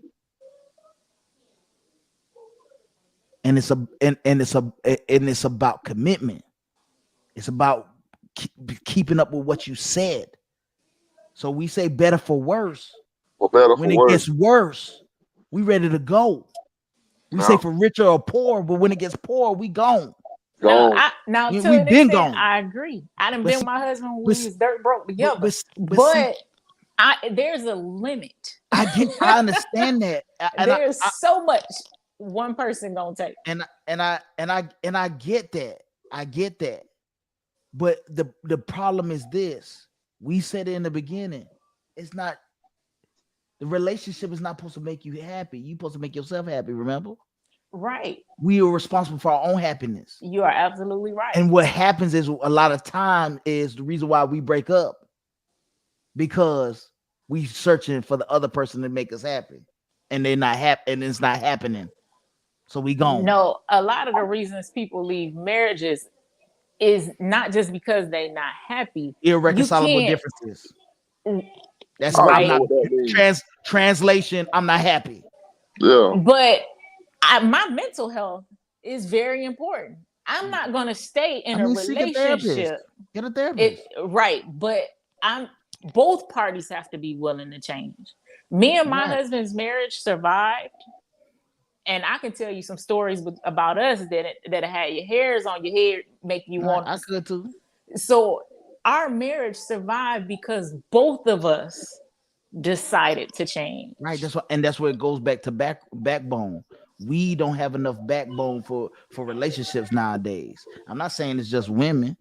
I'm saying men too. Right. Men don't have enough backbone too. But we could pull up the statistics though. 7 to 8. 70 to 80% of women are filing for divorce. Only 20% of men are filing for divorce. Now, if we take half of that number and say it's the worst parts of the Bible, that's still twice as much as men are giving up. Right. This is what it is. They're just giving it up. They give it up too easy, man. That's what it is. Oh. And it's because of and I would say it's particularly on the woman's side too, because women are taught to fight for their happiness almost above all else in our society. We are told we ain't supposed to be happy. We have duty. We just gotta honor and respect. Work and protect. Right. Protect and provide. That's right. it. That's it. So we're programmed to do that. Now we're starting to wake up and say, hey, we want to be happy too. But we know how to go ahead and make ourselves happy. That's the issue. We know how to do But that's what they don't like, though. that. They don't like that though. They don't like. They don't like when you're happy, man. They gotta. Right. They You gotta they be. You gotta be stuff sad out. with them. Oh, I just ain't with it. Right. And that's the thing. And a lot of guys feel that. We feel that that we feel that we are going to be happy. We can make ourselves happy. And what happens is when our happiness are trying to be checked, we ain't going for it. And that brings up problems. Say it again. I say big problem. Yeah, it brings up problems. So I think that we need to bring back our duty and stick to our commitment. I think when we lose sight of those two things is when families tear apart. Right. Because a man could lose sight of that and he wants to go away. A woman could lose sight of that and then she wants to go away. And it's not like she's a bad woman. He's a bad guy. It's just, oh, I lost sight of the mission. Yeah. Right. And so I want to go chase my happiness. And you think, oh, I could do this kind of attitude. I could do bad all by myself. Yes, you're going to do bad all by yourself. Because instead of two incomes, now you went down to one income. Yep. So that's true. Yeah, you can do bad all by yourself. Very bad. Right. So it's like it's crazy because you leave and say, "Hey, we're not gonna be happy. I'm gonna go make myself happy." But you could make yourself happy in the relationship. What makes you think you're gonna make yourself happy outside of it? By yourself struggling. Right. I mean, I guess once you build up that attitude of bashing men and say it's men's fault, that will make you feel better. I guess. Yes.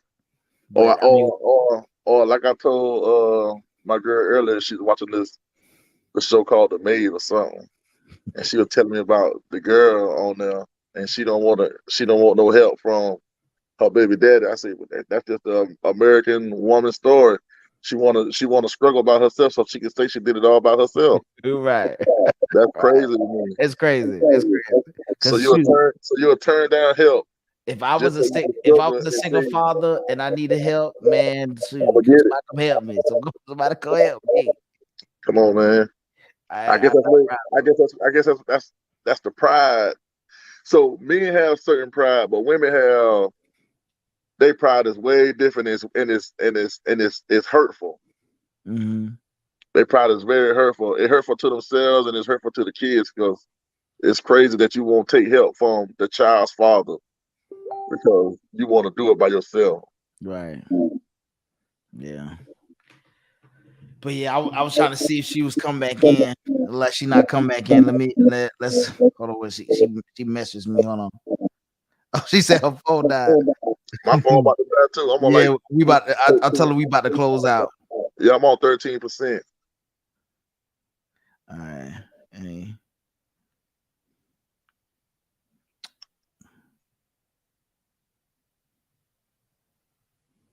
I think I'm on 13. Yeah, I'm on 13%. Yeah. So, but yeah. So I mean, that's all we have for you folks tonight. It was a good conversation. We got a lot of different, topics out there in the open. I'm gonna try to take this and cut it up and put out different little small clips of everything. So I appreciate you, man, for coming out.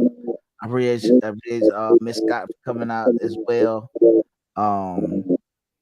It was a good time. We got to do this again next week. Next week, Wednesday. I think the same time at 7 p.m. I'm I'm gonna have a treat for y'all. It's one of my pastor friends, and he talks relationship. He trust me, he gonna be fair. I'm not gonna be fair. I'm not that fair. I ain't like boss. Listen, I'm not that fair, but he gonna be fair. He gonna be fair. He gonna tell you, you know, some good advice. But I hopefully it will help somebody. He'll give some good advice to somebody that's gonna help somebody how to find and pick the right person for you. And so yeah, that's next week. And but I'm back to my shenanigans early next week. I'm gonna chop up some stuff that I did the other day and put it out. But yeah, go ahead, follow, like the channel, subscribe, hit the bell for more updates. Y'all guys be safe. We appreciate y'all. Y'all be good. Stay behind, man. I'm gonna chop it over with you real quick, man. We gotta plan something else next time. All right. All right. So y'all guys be safe. We out.